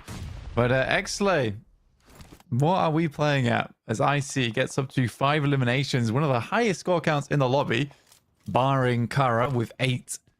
Like you say, controlling down towards those south slopes. Reckon Kara's been fairly quiet. And Icy, I think, gets a little bit too big for his boots there, John. I mean, they got 5 elims, and a lot of them were from Icy, so a little bit of an ego check there may be necessary to stop them getting too big-headed. Hopefully S2G can keep things going, because they also are potentially in contest for a point spot qualification. Both do go down. Regnum Karya, though, in the lead as it stands on the Turkey regional points. But if they're in 1st, 2nd, or 3rd, then that's going to get bumped down to S2G again, potentially. I'm taking a little bit too much about point 6. I should be focusing on this roll-up as Regnum Karya tests straight through the middle of Asgard. And it is going to be Ragnarok sent their way. Goodness me, Regnum Karya trundling on over. Yeah, I mean, for Regnum Karya, smoke's down. They did lose Wild, which doesn't bode well for him, considering Wild being alive is like a lucky blessing to your survival time. Loxy's going to wrap back, though. Predicting that teams are going to wrap that way. Early warning system available for the team. Yeah, I think Regnum Karya, Besiktas, Ida, main teams that count. Kara, with the support of the entire crowd right now. I feel like Kara potentially in one of the strongest spots here. If they can get rid of Ida on that northeast flank, right? That descent from heaven is still out in the blue zone. Kara have a little bit of terrain to play around, these long open slopes. Depending on what sort of vehicle cover they can find, could go well for them. The rooftops for Jetco not quite connecting on Merciless, and they haven't really got anything done so far this match. But on the north side, they're a major threat to Besiktas. Emre from Ida. Not enough of a scout. I think a lot of teams really struggling to figure out where to play right now. There's not a lot of space that is exactly wonderful to drop into. Dead Wolf Kaya corners. It's getting as much information as possible. It's just small dips, defilés to work with right now, rocks. A bit of hard cover. Yeah, not easy. I think Regnum Kaya know that they can't really make progress on the west side of the road here, so making inroads to the east edge, probably a better bet for them. And Loxy launching nades in, going to soften Ida up. And Kara going to be the other side of that compression, and Ida going to squirt out the side there. Unfortunately, get picked up there. Mopped up with a spray down from CEO, from Regnum Kaya as well, but Loxy gets a little bit too bold. Jetgo do get traded on towards, so that should temper their aggression somewhat. But now it's all up to Emre. The muscles himself, see what he could do. Lewis looking to cut Regnum Kaya. Loxy does go down, as does Ida here. Kara still getting a lot done, but it's mostly Marso with 6 limbs on side. A really succinct little roll of over towards Falcon. Simple Domak is under fire by everyone and is literally set ablaze upon a bonfire. Not the ideal place to be. That's the Guy Fawkes treatment. It's a bad time. It really is. Besiktas, they've been hunkering down here for a while. They did lose Zeptimus, but they are still slap bang in the middle. Next circle will reveal itself in 4 seconds, 3, 2, actually 1 second. It's actually going to be right now. As we go up north, Regnum Kaya get a bit of luck there on a hard northeast shift. They needed it. I mean, they've been struggling for a while now, but still at 3 players technically. I think teams know that they are struggling.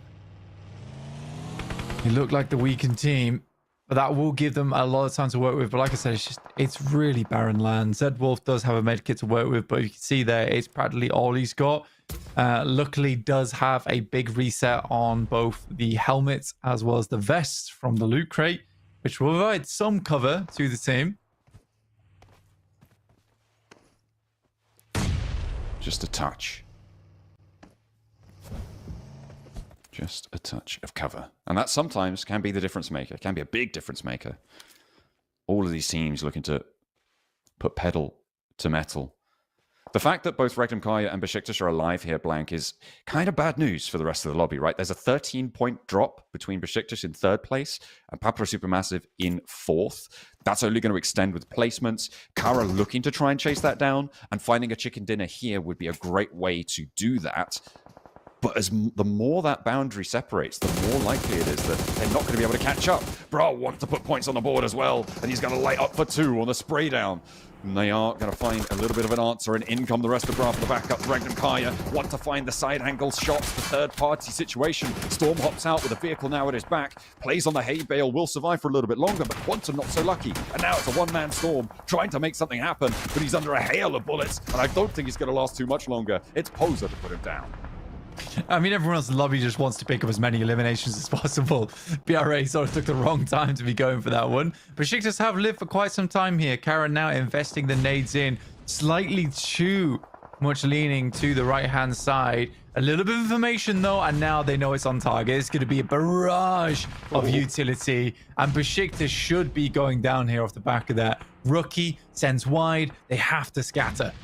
I mean, this long open play has worked well for Kara. They've had so much control from the south flank. Nades over the top now to Besiktas. And I love this flex out over to the west side of the road from Marso. He's got to get pushed in, but he's done so much work against Besiktas because of this angle. Covered off from Regnum Kaya, drops another smoke. He knows where his bread is buttered on that one. Having a good time of it. And he looks for Jetgo in the distance. He can fade away from this one as well. Has the tree to cover the crossing. I mean, for Regnum Kaya, this will be a real test for them. This is the 4-man squad of Kara. And this is where we'll know whether Regnum Kaya still has it in them to get towards those grand finals. I think this is not an easy game, but there's certainly a possibility. They have to remove Kara from the equation, though. That's their only option. Besiktas down and time is running out, as now Jetgo's the only other distraction between them and Regnum Kaya. Oh, Marso again with the pace on that road crossing. Beautiful stuff. Bringing control back over towards Regnum Karya's side. If they didn't send that flank out, Regnum Karya move up to the roadside for free. But now they've got control over the high ground. They've got that open roadside undercover. And the nades from Regnum Karya, they're going to be a little bit tempered. Nice. Marso even getting shots up range. He does fall back with the rest of the team, though, and I feel like that might have been a misplay here. Gives Regnum Karya an opening. I mean, the fact that Loxy hits that headshot over towards Lewis as they come through is crazy. They really do not have much utility to work with, and that might be their undoing in this game. Sticky bomb sent out. It has to be a real long throw on that bad boy. Now just 2 teams remain. Jetgo did exit stage left. These will have to be some very quick shots coming through from Regnum Karya. There is still smokes coming through as they come out. Jose is already down, finding one off the rip. Like you say, CEO over towards Zedwolf. He goes down, 2v2 now. 2 across the road from one another. Zedwolf potentially resable here, but it's a long time commitment, and the zone is coming. I don't think you can commit here. It's up to Silas and Loxy. Silas leading from the front with 5 elims for the team, but Marso on a tear with 9, down on his belly, on the belt buckle, looking to try and stand up against Silas and Loxy. Will not find it there. Poser flushed away. Loxy making sure that those points are added to their tally. It's 13 elims for Regnum Karya and 14 for Kara. Loxy steps up, can't connect on the spray, and it is Kara to be able to win the first trade. They find Silas down in the dirt, but he's good for 1. He's taken on Marso, and Silas brings it back into a 1 versus 1. Goes for the spray, but Lewis is able to take him down, right down to the wire. It was nail-biting stuff, but Kara pleased the crowd and are able to take down Regnum Karya. I mean, for Loxy, that is a little bit of a misplay there. Silas isn't available to help him with that one, and I think they almost ruin their own chances because they cause problems in the Kara camp. As soon as they take out, I believe it was CEO who was knocked over towards Zedwolf's side. What I think is going through Kara's head there is, oh, they're going for the res. They're looking for the res that we need to speed things up. I don't think Loxy was expecting such an aggressive push coming through from the guys on Kara, but it's a smart decision to go for right there. They knew that. I think a lesser team would have got scared and doubled back, giving maybe time to get Zedwolf back up, but Kara realizes we have to go now.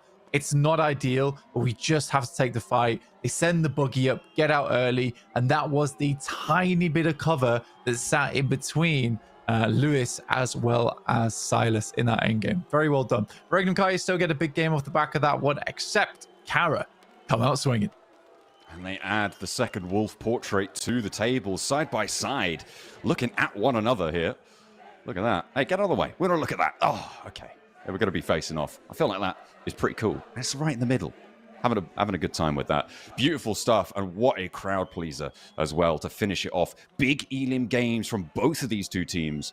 I liked as well that Regnum Karya had that discipline to go for those flushes, right? In that scenario, they were able to pick up those points, make sure they were up to 13 elims in second place. Still a very good game overall for them in terms of their point scoring, and they shouldn't be too displeased with that. I'll be interested to see where that lands Kara, though, in respect to Besiktas, who were in third place. Yeah, I will be interested to see where it does play. So I think for Kara, it's a nice increase of points total for the team. But for Regnum Karya, they were catching up. They're definitely catching up. It's consistent game after consistent game here for Regnum Karya. I think that it's getting to the point now where it's no longer a case of, oh, Regnum Karya is in the conversation. They are being very loud right now. They're not exactly taking over the entirety of the talks, but they are always there as a voice in the room. And I think Ulf is definitely the leader right now. They're the one doing the TED Talk. But I do think that the Regnum Karya consistently being in like a top 5 game after game after game after game is impressive stuff. Yeah, I mean, that I think in general, Kara played a very impressive game. That game, particularly, they played that open terrain. Look, I don't want to toot my own horn, but I did bring them up when I was talking about who was going to win. You know, just adding to my prediction record. Check that one off. John did really well. And I do need the praise for that because it's something that I would dearly very much like. and I'll give it to myself. Self-congratulatory as ever, but that was really great stuff from Kara, who I will praise even more than I'm praising myself right now, for being able to navigate that open ground. I think Marceau obviously particularly strong across all of that game. I did feel like Silas might have had that one, but in the end, no. It's going to be Marceau, right? On the MVP, 10 elims in the end of the match, 1,231 damage. This guy was a major factor into why they were able to win this. Yeah, I think for Marceau, the immediate switchbacks between side to side was really good. 10 elims, like, cannot understate how good that is of a game here on Erangel. I think Marceau, without him, it would have been definitely a situation where they would have got overwhelmed because they wouldn't have control on the both sides of the road quick enough. And he was instantly back and forth, constantly using his vehicle as cover, constantly putting his vehicle in positions where it wasn't going to get destroyed as well, which is super important for him to maintain maneuverability on the map. So yeah, really cool stuff from Marceau that game. Absolutely. It's top of the tables on all fronts there, on all the fighting statistics. He is on top. 2 nade elims there, 279 distance. It's a close range game there. Sub 300 as the longest range distance elim. You don't see that too often. And it just goes to show how close everyone had to fight, right? And I think a lot of that is to do with the fact that the Heaven compound was such a heavy focal point. Yeah, I mean, especially in that location as well, where it's dips into areas where you want to crawl up, have a little bit of cover. Most of the time when you're fighting, you're right up in each other's faces because you're using smokes to deny sight lines. You're doing everything you can to make sure that by the time you start fighting, you're probably in nade range, so you're not taking shots anyway. Yeah, that does seem to be the case. I mean, you create this sort of weird buffer zone around such a high ground dominant position in the situations where people are getting those 300 to 400 meter elims, right? And it is much more difficult to go for it. Taking a look at the chicken dinner stats here, you can see Lewis being a little bit of a silent partner there to Marceau with 940 damage, but only the 2 elims to be shown for it. Maybe some of those were, some of that damage was sunk away to other teams' elim counts, but in general, still very, very strong. And Marceau definitely the star of the show. Yeah, 100%. Again, it's a very respectable damage count. We're almost reaching 3K on that game, I believe. I think it's very close, at least. Look, I think they might have just breached it by like maybe. I think you're just shy. Single digits, maybe. You're right on the boundary. It's somewhere in there. I haven't done the maths. I pulled out my calculator last time for the massive. Give me the calculations. Oh no, I'm going to lose it because the graphics going to go. I'm going to not have it. No, keep this up. Keep this up. Keep this up. Keep this up. 940. Remember the last 2 numbers. 662 plus 120. 120. Oh no, it's 2,953. It is so close. It was close. Very so shy. Close to that 3K. Very shy. Yeah.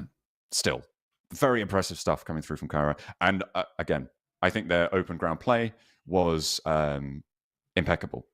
I think that I have no faults on it. Yeah, I think just shy of 3K is still damn good on Erangel. Not always easy to hit that marker. Something you more see on maybe like a Sandhawk, which is now dead. RIP. RIP Sandhawk. But I think that if we see more games like we have just seen over in Erangel and Rondo today, this is going to be a very, very exciting day of PUBG Mobile. Extremely exciting. I can't believe just how much has come through right now in terms of point scoring, in terms of critical teams towards the top side of the lobby. Ulf did fairly well that game. I do think they didn't do fairly well. What I mean to say is that they were still looking very confident, but I do want them to not get too big for their boots because that game felt like they saw TMB, they're like, we're just gonna roll them. We're rolling. And they did. They lost a player off it. And I don't think they had to lose catch there. I think they could have really suffocated TMB inside that building and then slowly picked their way through them before having to make a move. Because immediately after that, they were like, oh, we're going to go for a crazy move over towards Heaven. Yeah, I mean, that seemed to be the next launching point. I think it's I think it's interesting to think about what they were trying to achieve with it, right? Like, are they just trying to get that fight? Like, you can choke out that position, right, on TMB's compound, but is it going to be impeding in their future plans if they take all that time? Well, we'll never know, unfortunately, because they did go for it, and we are going to be heading to the stage. We'll see you guys in a minute. We did have a lot of questions as we stand with Kager, one of the S2G superfans, and of course one of our WoW map designers. Now, as one of the world-famous map designers in WoW, I want to ask you, what inspired you to start designing maps in World of Wonder? Diyor ki ünlü bir WoW harita tasarımcısı olarak diyor seni buna yönlendiren neydi? WoW haritalarını tasarlamaya nasıl başladın? Seni ne motive etti diye soruyor. Aslında ben zaten küçükken tasarımlarla çok fazla ilgileniyordum. Sevdiğim bir oyuna da bu özellik eklenmesiyle beraber daha çok motive oldum. Daha çok tasarım yapmaya başladım. Aynı zamanda zaten 2 kere dünyanın en iyi WoW tasarımcısı seçildim.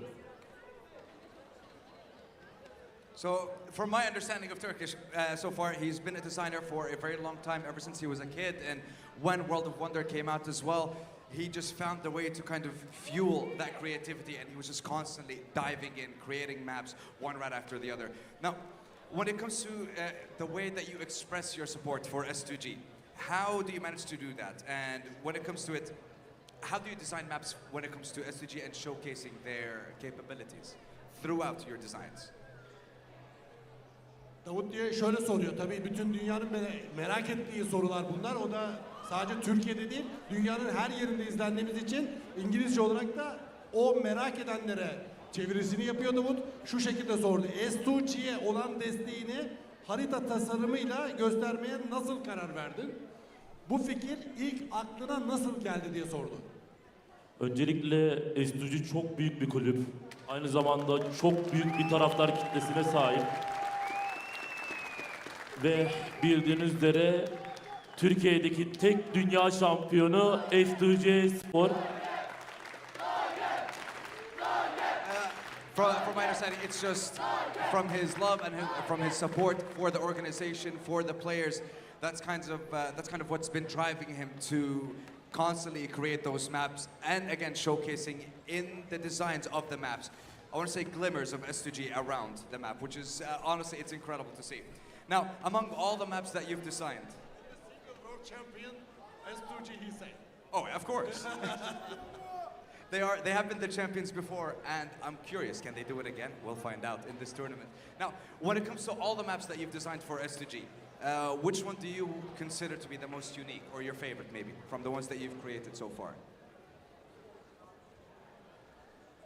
S2G için tasarladığın tüm haritalar arasında sence hangisi takım ruhunu en iyi yansıtan, yani senin için en özel olan hangisiydi diyor.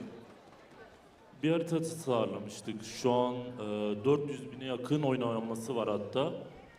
Orada oyuncular oynayarak, oyuncak ördekleri vurarak reflekslerini geliştirebiliyorlardı. Hatta eminim ki sadece S2G taraftarı değil, çoğu taraftar o haritayı oynamıştır. Benim için en özel olan harita muhtemelen odur. Alkış yok mu? He said he doesn't do it just for the organization, he does it for the fans. It doesn't seem like there's one unique one specifically. He's a fan of a lot of his own creations. Now, when it comes to the maps that you've had the chance to create, have any of the S2G players or the fans had an opportunity to try out the maps that you have created?